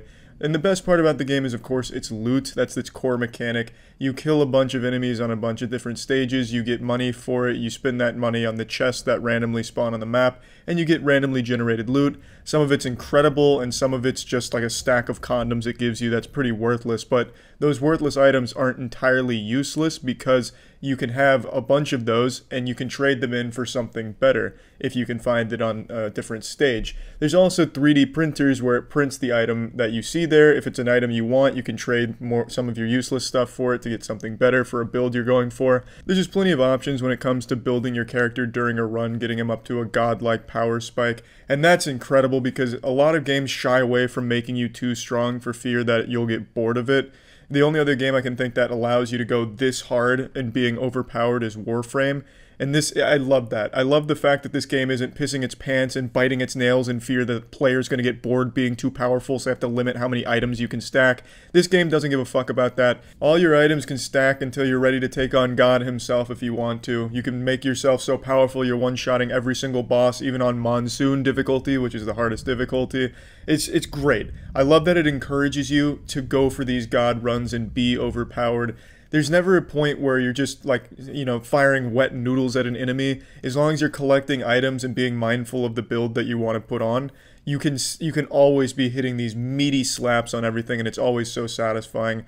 Every character has so many cool fucking abilities to use and to take care of enemies. It's just an absolute joy. I also really like the progression in this game where you unlock units by performing some specific, very challenging tasks. So when you do get the unit, you actually feel like you got a big reward and you earned it.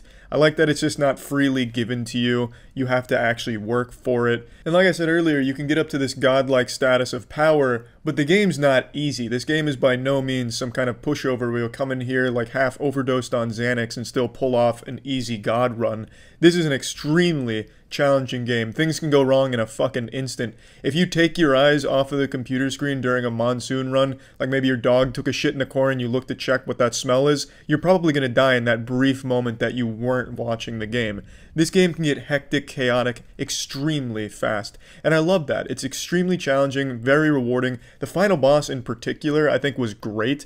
The final boss, he will spread those cheeks and then come in for seconds for dessert. I found the whole last stage great, culminating in a wonderful boss fight, complemented by some amazing music. Risk of Rain 2 has an incredible soundtrack. It absolutely slaps. I want to mention that because the soundtrack in here, it really caught me by surprise as well. It was really fucking good. Sound design was fantastic. Now keep in mind, when I say final boss, I don't mean like you beat this boss and you beat the game, you're never coming back to it. It's not exactly like a narrative, story-heavy game. It does have a lot of lore to it if you care about it, but that's more of just like a secondary thing to just kind of pay attention to. You don't have to be like, you know, digesting all of this information and exposition if you don't want to. It's you reading things about the lore and about the items that you get a story. So when I say final boss, I just mean the last stage in a run. You will absolutely be going back through and playing again. Just because you beat the final boss doesn't really mean shit, because there's still plenty of things that you can still do and accomplish. Overall, I really have no complaints at all about this game, at least nothing that I can actually put as a complaint on the game itself. Just the nature of the genre where things are randomized. Sometimes you just get absolute garbage for loot, or sometimes you can't even find any chests and all you're getting is little gunner drones that you can buy, which isn't as good as just getting an item. So sometimes you just get absolutely fucked in the ass on loot, which isn't the game's fault, that's just the nature of the genre, so there's really nothing to hold against the game there, but that's like the only time I'd get frustrated with Risk of Rain 2, is when it was just out of my control and just down to bad RNG. Plugging Risk of Rain 2 into the Moist meter, I'm giving this bad boy a 95%.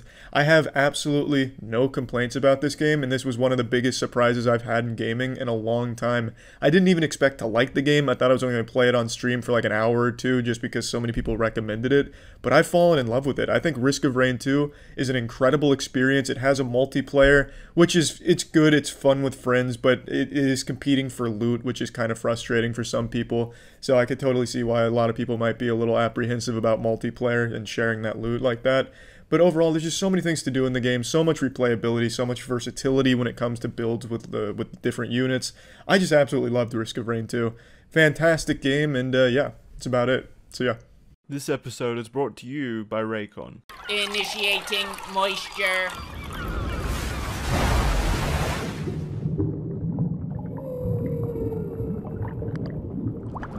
Welcome to the Moist Meter. Today we're taking a look at Fall Guys. Fall Guys is just an outright joy to play. Just an incredibly pure, fun game. Just a game to get the friends together over Discord, talk some shit, butt chug some Miller Lights, and just go wild. It's just raw fun. I'm talking SpongeBob, F is for friends who do stuff together, U is for you and me. N is for anytime you get a win, you feel like a fucking champion of the Roman Colosseum, that you're better than everyone else in that fucking lobby, just slapping children around in the obstacle courses.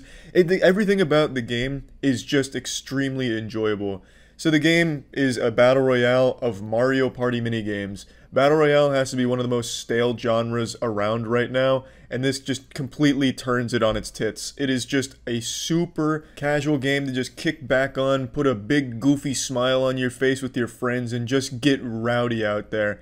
Now, there's a ton of maps and modes in here, but not all of them are great. The vast majority are. There's only a few I can think of that I genuinely just don't enjoy playing on, and I'm pretty sure most people agree. It's the one where you're matching fruit. One of the mini games is a fruit goes on a screen after 15 seconds. There's a bunch of platforms, each representing a different fruit, and you have to stand on the one that gets called out. It's not challenging, it's not fun, it's not chaotic like the other ones. You can just group think, you don't even need to be paying attention. You can just go where everyone else goes because it's really hard to fuck this one up.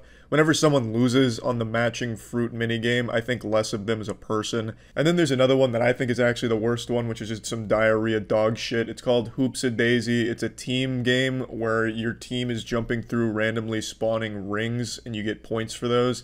It's just pure RNG, and it's just not a fun one at all. And it's not like this is a super competitive, cutthroat, slap your mother kind of game that's going to have an esports career up there with League of Legends or anything, but it is still frustrating to get fucked by bad spawns in this one. But that's something I also want to mention. Even if you're getting your cheeks spread on every minigame and losing in the first round every time, you're still having a good time experiencing that, because this game is just that fucking fun.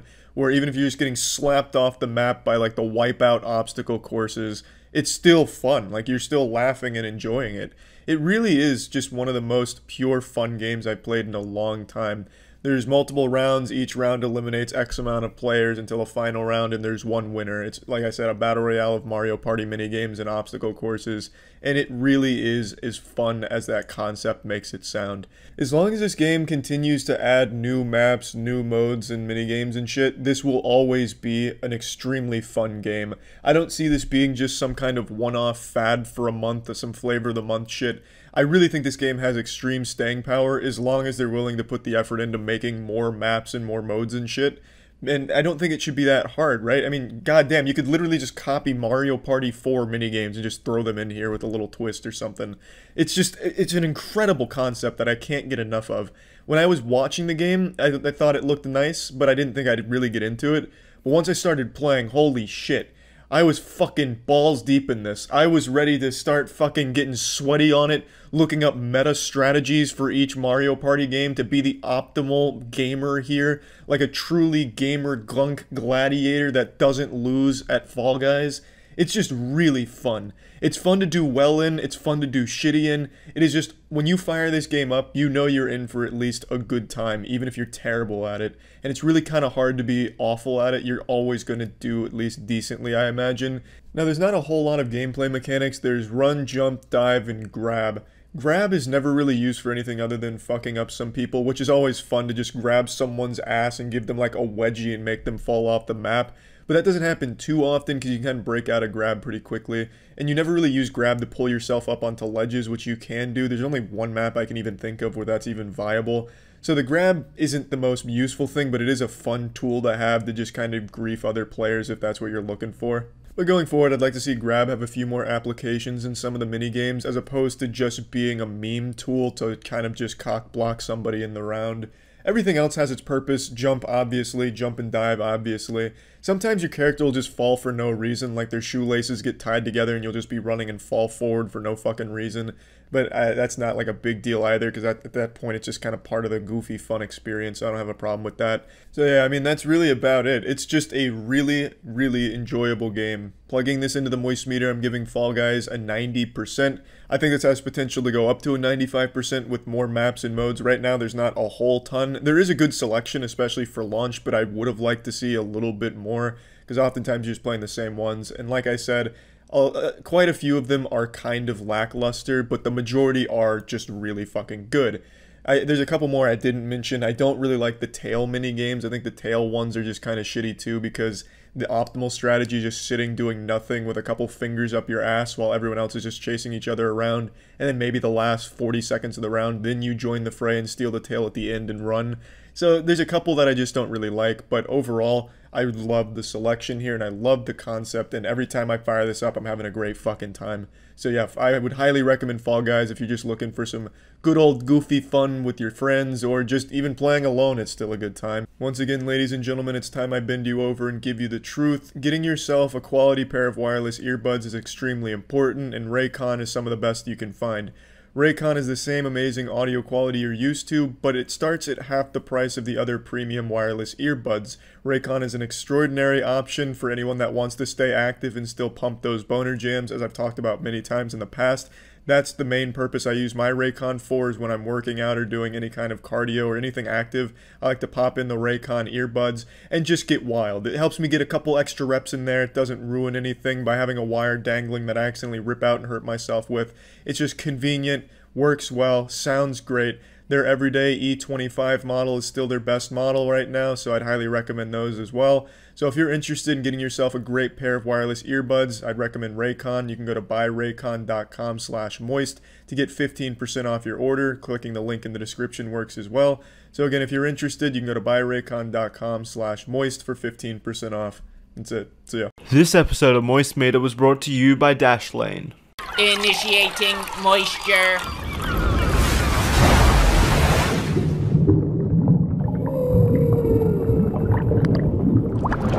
Welcome to the Moist Meter. Today we're taking a look at Doom Eternal, follow-up to the mega hit Doom 2016, a game that I absolutely adored, and I'm happy to say Doom Eternal is an improvement in every possible area over Doom 2016. The game is extraordinary. It's a game that made me feel like a bigger, stronger man just from fucking playing the game. From the very second you turn on the game and you're greeted with the incredible soundtrack from Mick Gordon, you know you're in for a fucking high-octane thrill ride. It's so badass, it's gonna make you want to get a barbed wire tattoo while you're playing the game. It's just so good from the very second the game starts. It grabs you by the nutsack and never lets go. It constantly just has you putting your cock on the chin of demons, constantly. The pacing is relentless. Full throttle aggression, non-stop action. It makes it feel like your blood has been replaced by diesel fuel. It is so incredible. It's such a refreshing experience. The FPS gameplay is so crisp, so smooth. The movement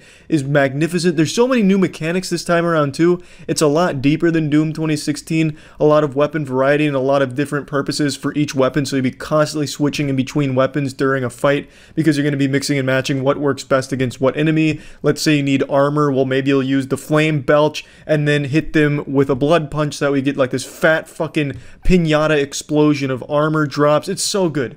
There's a lot more strategy to it, a lot more depth, and it's a lot more fluid. It just feels incredible. When you go through a Slayer Gate, which is a really challenging optional arena that you can do, and if you beat it, you get a key, which unlocks a powerful weapon if you collect enough of those keys.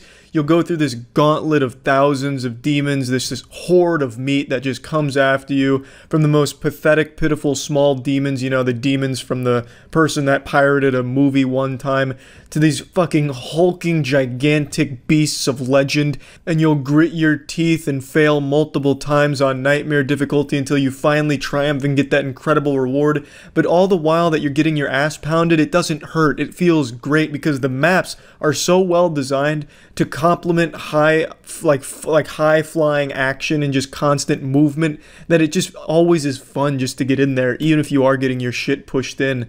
And you will eventually get better and push through it regardless of your level of talent in the game, because you'll want to, because it's so goddamn fun. It is just so enjoyable. And I also like to say the narrative in this game I actually really enjoyed. I thought the narrative was really entertaining, albeit not the best written thing ever made or anything, but it was super fun. And it shows you just how fucking cool Doom Guy is. You know, just this remarkably imposing presence that everyone, man, woman, child, demon, angel, God himself fears and regrets creating. It's just really cool to have this really badass character and have a story all wrapped around how badass he is. I just really enjoyed that. And I can't compliment the soundtrack enough, by the way, because the soundtrack throughout the entire campaign is just a straight up banger. Real boner jams from Doom Eternal. Really, really solid stuff there. Everything is great. The aesthetic design, every level feels nice to play. Every map is so fucking nice to play around with. The only thing I felt was even a little bit clunky was swimming. I don't know why they even included swimming. It just slowed everything down, and it's not like they were puzzles or anything. It was more just a chore finding exactly what you needed to bash into. I just don't really understand why swimming was even here. That's like the only thing I could even criticize in the entire game, because everything else was fantastic. Finding secrets was fun, going off the beaten path and exploring was fun, and of course, just massacring hordes of demons never got old. I cannot express enough how much I enjoyed the campaign. The campaign was nice and long as well, so you get a lot of bang for your buck in the campaign, and then there is multiplayer. The multiplayer I don't think is bad, but I also don't really think it's good. It's just kind of really mediocre. It's just something that's kind of like this aftermath. Like you're riding the high of beating the campaign and you want more. And there is more. There's master levels and shit, but there's also multiplayer if you want like even more. And you'll go from like a full chub after the campaign to just kind of going a little soft from the multiplayer. Again, it's not bad. It's simple. There's a Slayer, there's 2 demons. It's a 1v2 scenario. You go against demons as you would in the campaign. You have regular AI demons that you fight. You get all the shit you got from them in the campaign, but there are 2 demons that are picked by human players and they're trying to kill you, obviously. So if you kill both demons, you win. If you kill one demon, the other demon has a respawn timer, and if he respawns, you have to kill them both again. You have to kill them both before one of them respawns. That's how the Slayer wins, and the demons win, obviously, if they kill you. There's a bunch of different powers that the demons can use. There's loadouts that you can use, different ability cards, shit like that. There is a little bit of depth to it, but I just didn't really find myself enjoying it all that much. I just think it was wasted potential not to create a multiplayer that was an arena shooter using the gameplay of Doom Eternal, because it would have fit absolutely beautifully with an arena shooter style. And I know arena shooters are pretty much dead these days, and I think that's a shame because arena shooters are a lot of fun, especially when they're done well, and I think it could have been done well here. Maybe in the future they'll add that, I don't really know, but as it stands, the multiplayer is just kind of like this afterthought. Like, you're not going to be getting this game to get lost in the multiplayer. That's just going to be something that you remember when you're just bored after beating the game for the 5th time over on Ultra Nightmare. It's just not great, not bad. And it doesn't bring the game down, I'd say. I don't think it really takes it down a notch or anything. So plugging Doom Eternal into the moist meter, I'm giving it a fat 95%. Everything in this game is done super well. It is the most fun I've had with a shooter in a long, long time. It is absolutely extraordinary. I streamed the whole thing at twitch.tv/moistcritical. You can see that I was an absolute monster at this game, by the way, so I was able to push this shit to its maximum potential. I was surprised the game didn't fucking crash on me with the stress testing I was putting it through. Incredible game, so much you can do with it, and I can't recommend it enough if you're a fan of high-paced, first-person shooting action. Great stuff. I want to talk about the modern internet age where you have to memorize a ton of passwords for a ton of different things, or if you're some caveman using one password for everything, you need to stop that ASAP. This is an intervention. You need to stop doing that. You should have multiple passwords for a lot of different things, and it sometimes becomes a bit of a burden to remember those, or if you write them down, remembering to write them down or finding where you wrote them down, it just becomes a hassle. And password recovery is oftentimes not very efficient, where you have to answer these questions like, what was the name of your grandmother's first goldfish? And then you don't remember, and then you're locked out. It can just be a big headache, which is why I want to talk about Dashlane. Dashlane eliminates the problem entirely. It has all the passwords you need when you need them. It's super quick, super simple, one-click login anywhere you need, so you never have to worry about fumbling around with remembering what goes where. There's no ads, which is great. It's not doing anything shady with your data because Dashlane can't even see your data. And there's no credit card required, so they're not scamming you or anything out of money. It's just an all-around great product that just makes the online living space much more quick, efficient, and simple. So if you're interested in trying Dashlane out, you can go to dashlane.com/Penguinz0 to try Dashlane for free. And if you want to upgrade to the premium version, you can use the discount code Penguinz0 to get 10% off. This episode was brought to you by Keeps. Initiating moisture.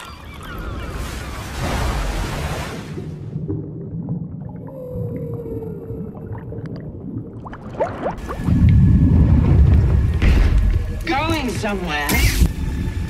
I recognize that stance. Perhaps you've had some training after all. Who's your master, Padawan? Someone I killed, perhaps? Star Wars Jedi Fallen Order is a lot better than I expected it to be. I'm happy to say it was a lot of fucking fun from start to finish. Now, it's important we address the elephant in the room before talking about the game itself. It's made by Respawn Entertainment, who has a great track record of great games like Titanfall, Titanfall 2, Apex. But it is published by EA, who's the devil. It's like Voldemort. You can't say the name out loud. To all the hardcore gamers, you avoid EA games like showers. Or at least that's what you say on Reddit, but you still buy all their games and shit.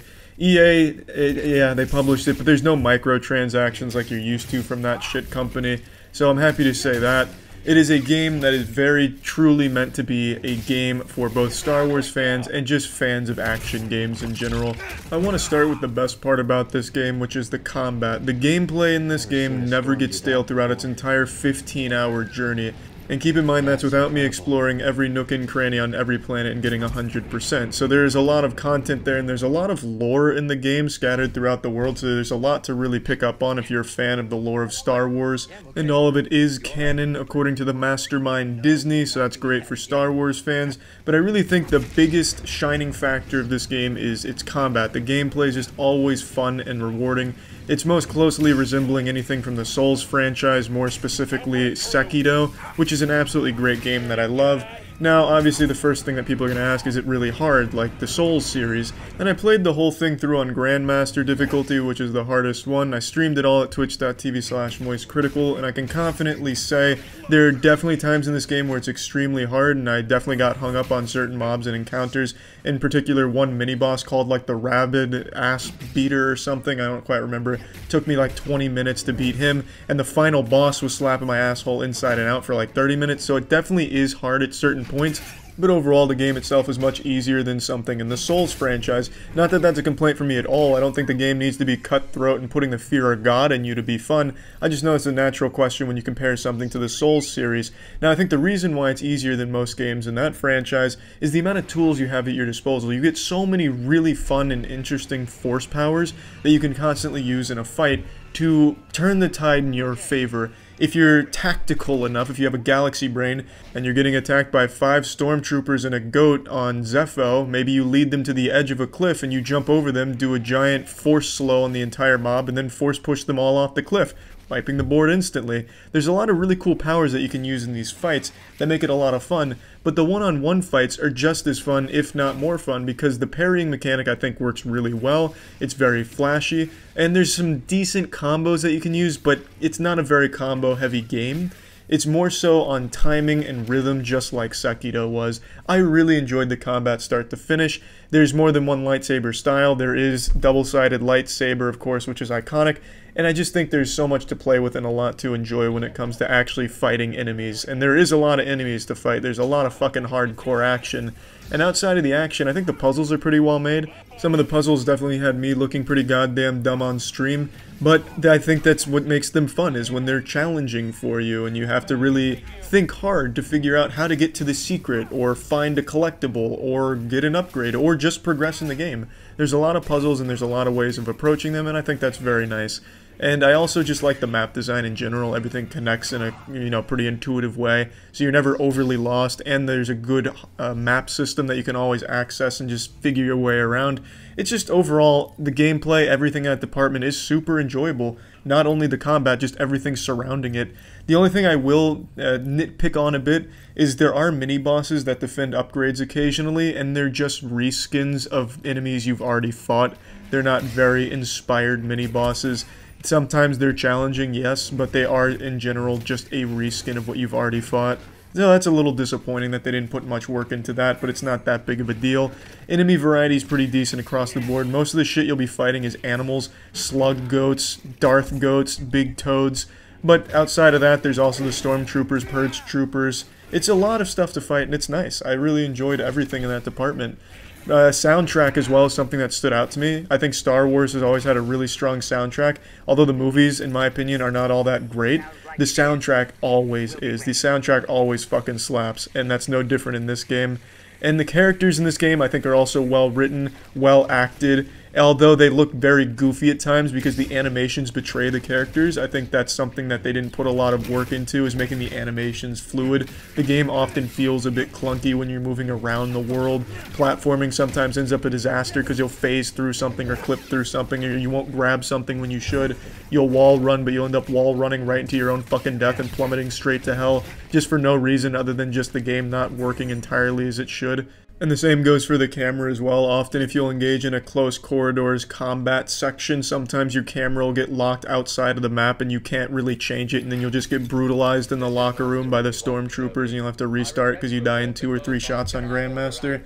So sometimes that clunkiness gets frustrating, and it's definitely there, and you can really see it in certain animations, especially the run cycle. The run cycle is downright goofy if you're sprinting. I'd recommend just not even sprinting so you don't break immersion, because no one sprints the way this guy does. Looks like he's just carrying a fat load of shit in his pants and trying not to let it spill down his legs.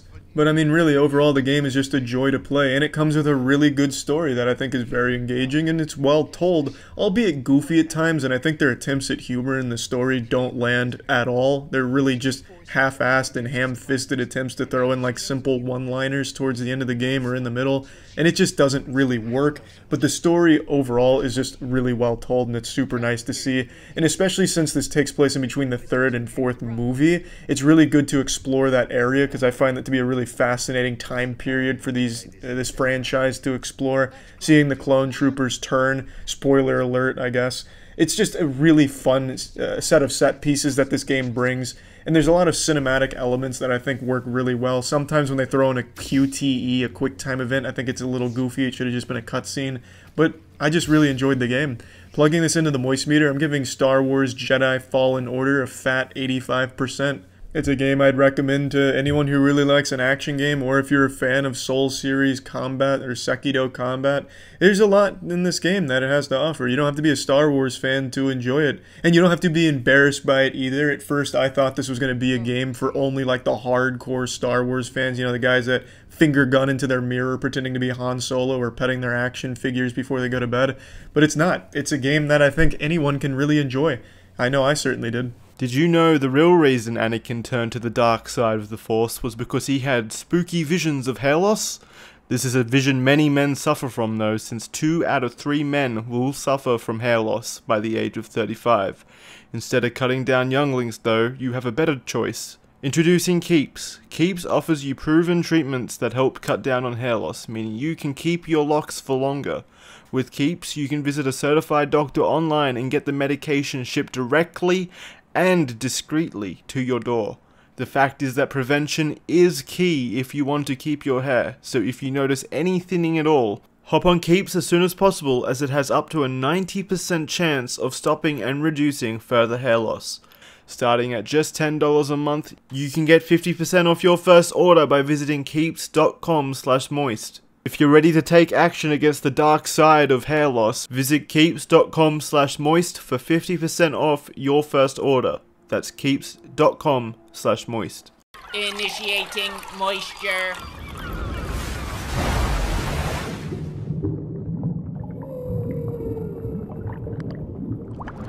I finally fucking finished Death Stranding, and now I'm left confused, and yet enlightened. I feel as though Kojima's brilliance has allowed me to achieve nirvana. I feel like I now have a higher appreciation for the finer things in art. I feel as if my farts smell better to my nostrils now. Because this game transcends anything you could possibly envision for a video game. This was one of the most tedious chores I've ever taken on in all 25 years of my time as an elite top-tier gamer. Let me get the best things out of the way: the story, the setting, the aesthetic, the writing. Though everything that's not gameplay is good. I'll expand on that in a minute, but let me just vent about the gameplay. Credits just rolled, and I need to tell you how fucking awful this gameplay is. Now, I already know saying that has triggered a fucking Winter Soldier response in some commenters that have their pinky out and finger on the trigger ready for a Reddit comment because I didn't appreciate the high-quality art. My American brain couldn't comprehend things that weren't bang bang shooty shooty, as Kojima says. Let me justify this position. No matter how you spin this gameplay, it is boring. At no point can this gameplay even be misconstrued as fun. It becomes tolerable at a certain point, but at its core the gameplay is deliver packages from point A to point B, and it's typically the slowest and longest journey possible. I had deliveries that extended 4,100 kilometers, and I had to approach some of that shit on foot due to batteries running out, lack of generators, or just the mountain being too high and not having enough supplies for it, because you couldn't prepare for a fucking journey that long. You'd have to take breaks, break it up. It's boring. It becomes tolerable with the shared universe where you can use other players' bridges and roads which help you get from point A to point B. That's fine. But it's never fun. It's never enjoyable. It's always just a means to an end to get to great cutscenes and great writing and characters.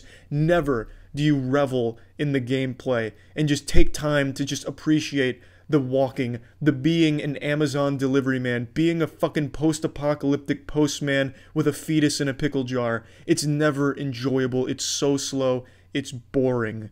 Now, I streamed this entire game at twitch.tv/moistcritical. You can see that I did everything possible to make the game more exciting in its gameplay, to make it faster, more fun. I spent 4 fucking hours setting up an elaborate network of zip lines, which is the fastest form of travel, from every major location in the game, or so I thought. From the entire middle of the game, I spent setting up zip lines to make the travel between them faster, because this game is all about backtracking and delivering packages of fucking bricks from person to person. Excuse me, hologram to hologram. You deliver sperm and eggs. You deliver some trivial shit. You deliver pizza, porn magazines. Yeah, sometimes it's goofy, but oftentimes, not oftentimes, every time it's never fun. The goofiness is never enough to make the boring tedium fun.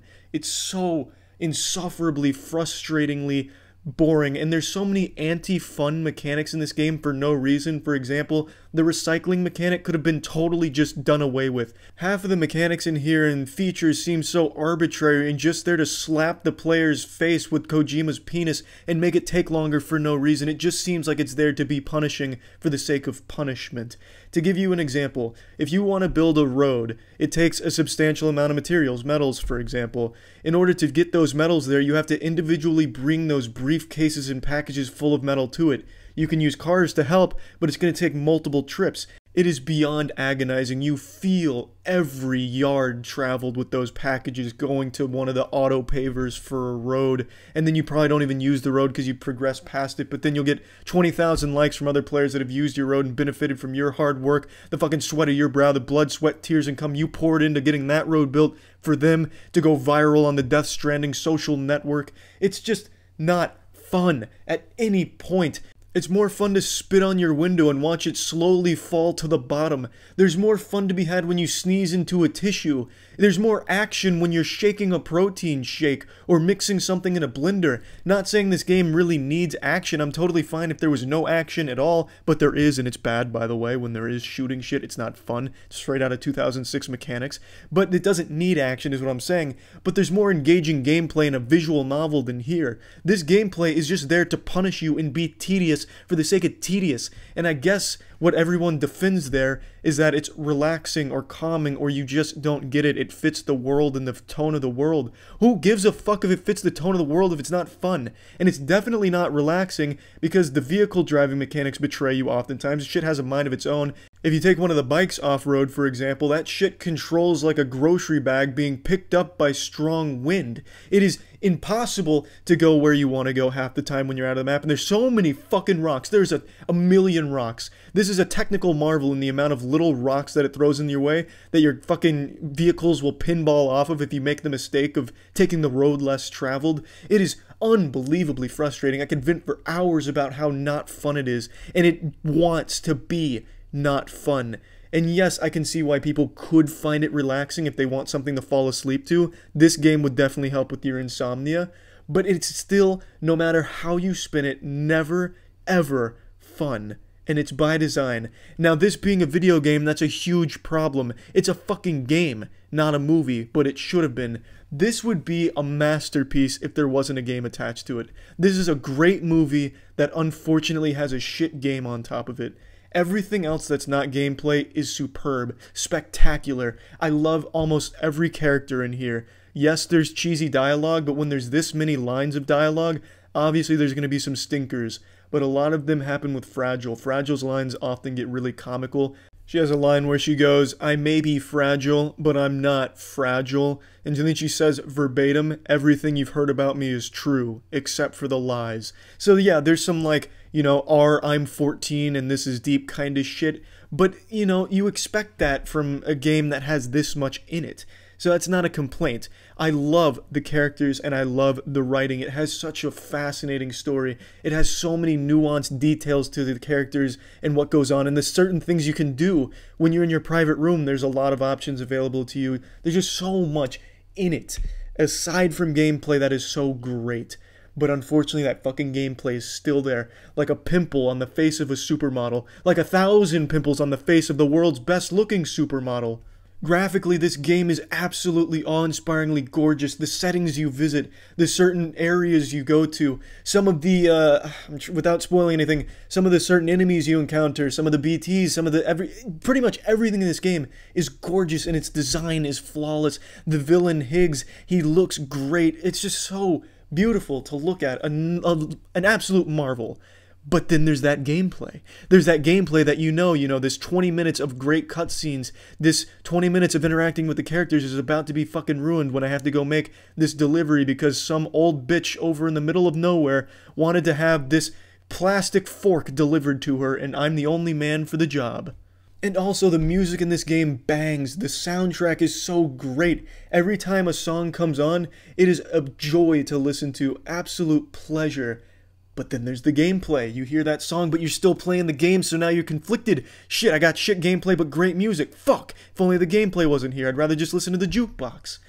I can't stress enough how miserable the gameplay is. I'm not exaggerating. I was genuinely miserable whenever the gameplay would drag on. I had a mission towards the end of the game in a snowy mountaintop. The entire snowy mountaintop area can suck the dirtiest part of my butthole, by the way.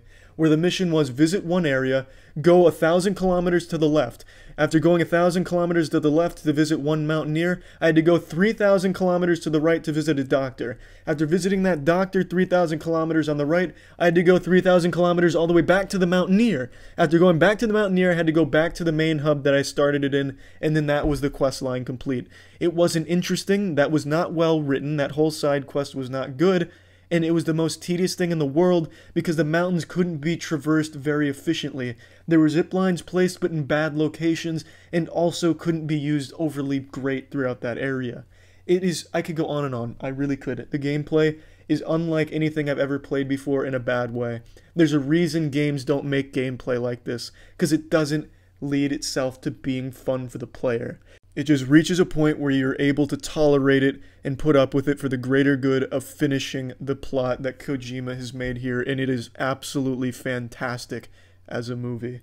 And plugging this into the moist meter, I'm giving Death Stranding a 60%. There's so much to love about Death Stranding, none of it involving its core gameplay loop. If that was just improved, changed, or just completely gotten rid of, this could have truly been a fucking masterpiece. And I have no doubt once Kojima does start making movies, they're going to be absolutely wonderful.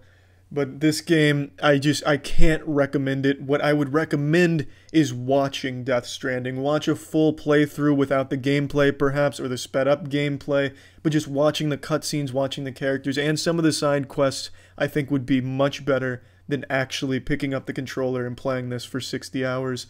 That's it. See ya. Initiating moisture.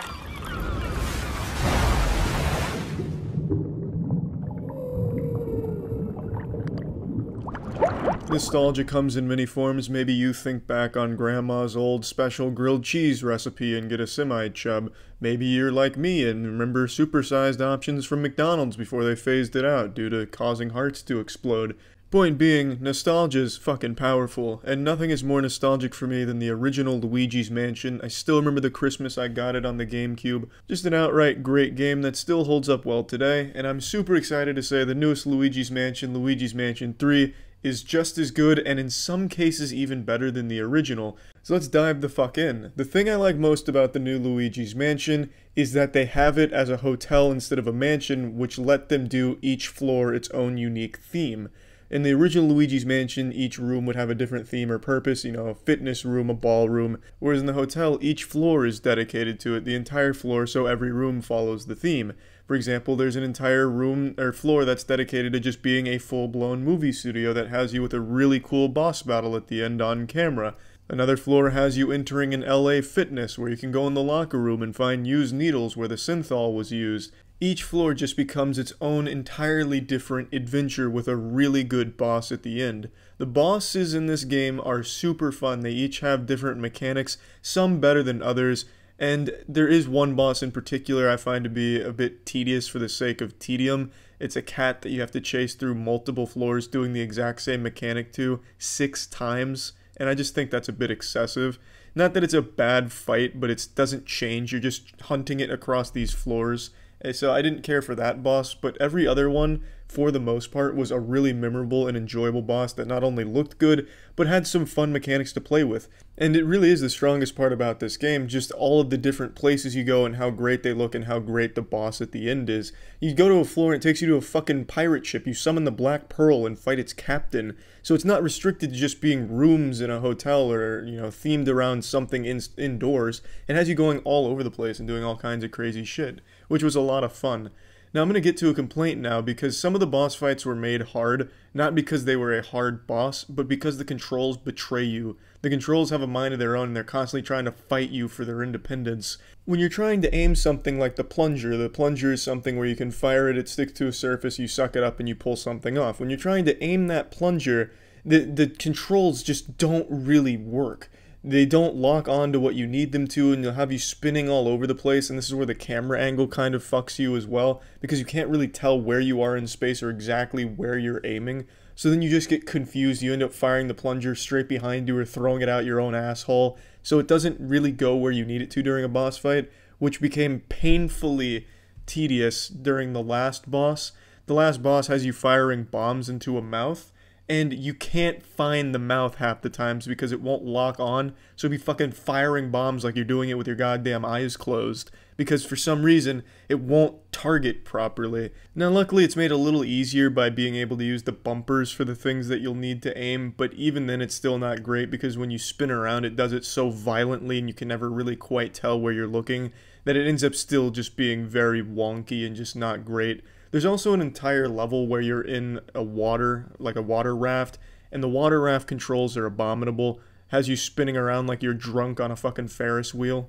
It's just confusing sometimes with how the controls work, but it's not the biggest issue in the world, it's just something that becomes frustrating during certain parts of the game. But that aside, those are my only real complaints with just the occasionally frustrating controls with a camera paired with a camera angle that doesn't really do you any favors with figuring out where you are in space. Other than that, the game's fucking great. The majority of the game will have you solving puzzles, which are actually pretty cleverly designed. They're not just surface level baby shit. Has you thinking like a real strong scholarly man. And there's a lot of things you can find, some rare jewels hidden throughout the world. And you have a lot of different things to tackle these puzzles with, so you'll be using a lot of them between the plunger, the dark light, and Luigi. Luigi's this sidekick that you fart out. He's basically just a cum clone of you. So then you control 2 Luigis. Luigi can squeeze through gates and holes and shit like that. So there's just a lot of different ways of approaching these puzzles and a lot of things that you'll have to be thinking about when attacking them. It's a really fun game. And it just feels great to be back in the saddle again with the old Dyson in hand sucking on some ghosts. And the game's also not super short or anything. It took me just under 10 hours to beat it, and that was without going through and finding most of the things hidden in the world. And it does have an online mode, but I didn't find it to be that enjoyable. The online mode basically just has you and some teammates going through rooms, clearing them of random ghost mobs. I didn't find it to be all that enjoyable from the couple of games I played, but it is an option if you just can't get enough of sucking up the ghosts. So plugging Luigi's Mansion 3 into the moist meter, I'm giving it a nice 90%. I think if you own a Switch, this game is a must-have. It's a lot of fun, a really, really cute and exciting adventure, and I just really fucking loved it. That's it. So yeah. Initiating moisture.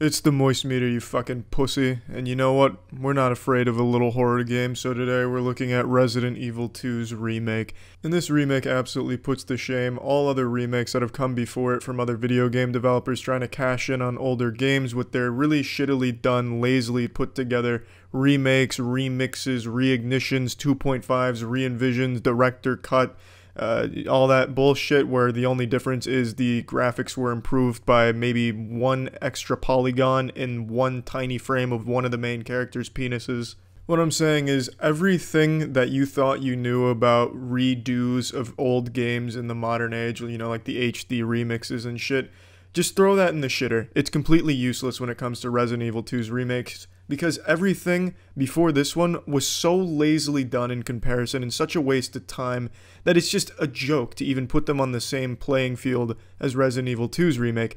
This game is spectacular, a truly ground-up redo of Resident Evil 2, and it's absolutely beautiful graphically. It's beautiful from an acting perspective, except for a couple of characters. There's still some really campy dialogue and some mediocre performances, to be generous. But it is so fucking fresh. This feels like a brand new game that if you didn't play the previous one, you would think just was completely fresh from the top. It's a great game. I really like that you could almost feel the passion ooze out of the orifices of the game. It felt like they knew exactly what they wanted to do and what the original game was about, capturing some good horror elements, some very disturbing scenes, some great gore, really impressive work just across the board. I think the level design was obviously good because, you know, back then you had to rely on really well done levels in order to make the game last longer. You couldn't just rely on just making the level and the playing field super big with thousands of enemies ham-fisted into it, because back then the hardware couldn't handle that kind of shit. So I like the old school level design where everything really connects and it's filled with a lot of interesting stuff and some little hidden things that you may miss or may not if you're really a completionist. I do have a complaint though. I don't think the puzzles are always that great. Some of them I think are well designed. I think they're fun to tackle. But take, for example, Zelda. In Zelda, the puzzle has multiple solutions in certain cases in Breath of the Wild. And the puzzle really is, here's a challenge, now it's up to you to solve it. In Resident Evil 2, that's not the case. The puzzle is, I don't know, here's a fucking locked toy chest with the key to escape the scary building. But you need to find the toy hammer, which was in the East Wing room on the north side of the police station and hidden within a condom that was in the bottom left of that room right next to two boxes that were really dimly lit. So it just becomes a scavenger hunt to find what you need to put in some place. Not every puzzle is actually about figuring out the solution, it's about just exploring and finding what you needed for it, and I don't really care for that scavenger hunt type of puzzle solving. I think that's just tedious for the sake of tedium. So, but not all puzzles are like that, but a good bit of them are, which is a bit frustrating. Now, one thing I know a lot of people have complained about, but I don't necessarily think of it as a bad thing, is the zombies are bullet sponges. That was their solution to making zombies scary. And I don't think zombies should be a pushover at all. Like, zombies are the main antagonist. That shit shouldn't just be something you brush by like, oh, it's a zombie, no big deal. You can't just fart near them and have them explode. They need to be imposing and you need to not want to fight them. But I do understand them becoming a bit of a nuisance because they are huge fucking bullet sponges. It's like shooting a goddamn fucking SWAT truck. It's like shooting an armored vehicle because they take so many shots to bring down. You never want to actually finish off a zombie with bullets because even just the most basic zombie, like a zombie Girl Scout, takes an entire gun store's worth of ammo to bring down. You'll be out of ammo for the next boss battle. So instead what you do is you rely on either stunning or turning them into crawlers. My complaint is with the stunning. I do have a complaint there. The stunning mechanic seems super inconsistent.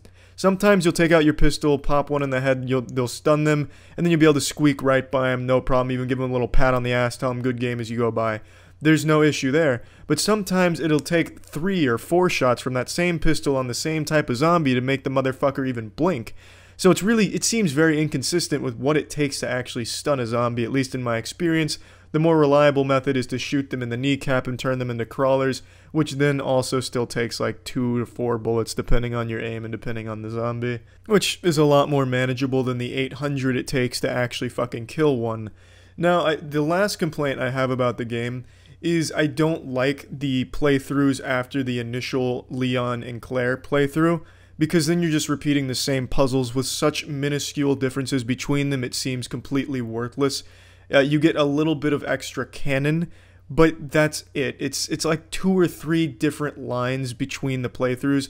So you do Leon A, you do Claire B, that's how I did it, and you get basically everything. There's only trivial differences and a little bits of extra canon in the other playthroughs. It's probably worth just looking that up instead of doing the same fucking set of puzzles again, because that's just not fun for me. I didn't enjoy backtracking the exact same landscape as Claire that I did as Leon, solving the same puzzles just with a slightly different solution to the puzzle being like one different number. That wasn't extremely fun, but I did like Claire's story a bit better than Leon's. So it's worth it for the story to go through it at least one more time and then maybe just YouTube the other 2 differences.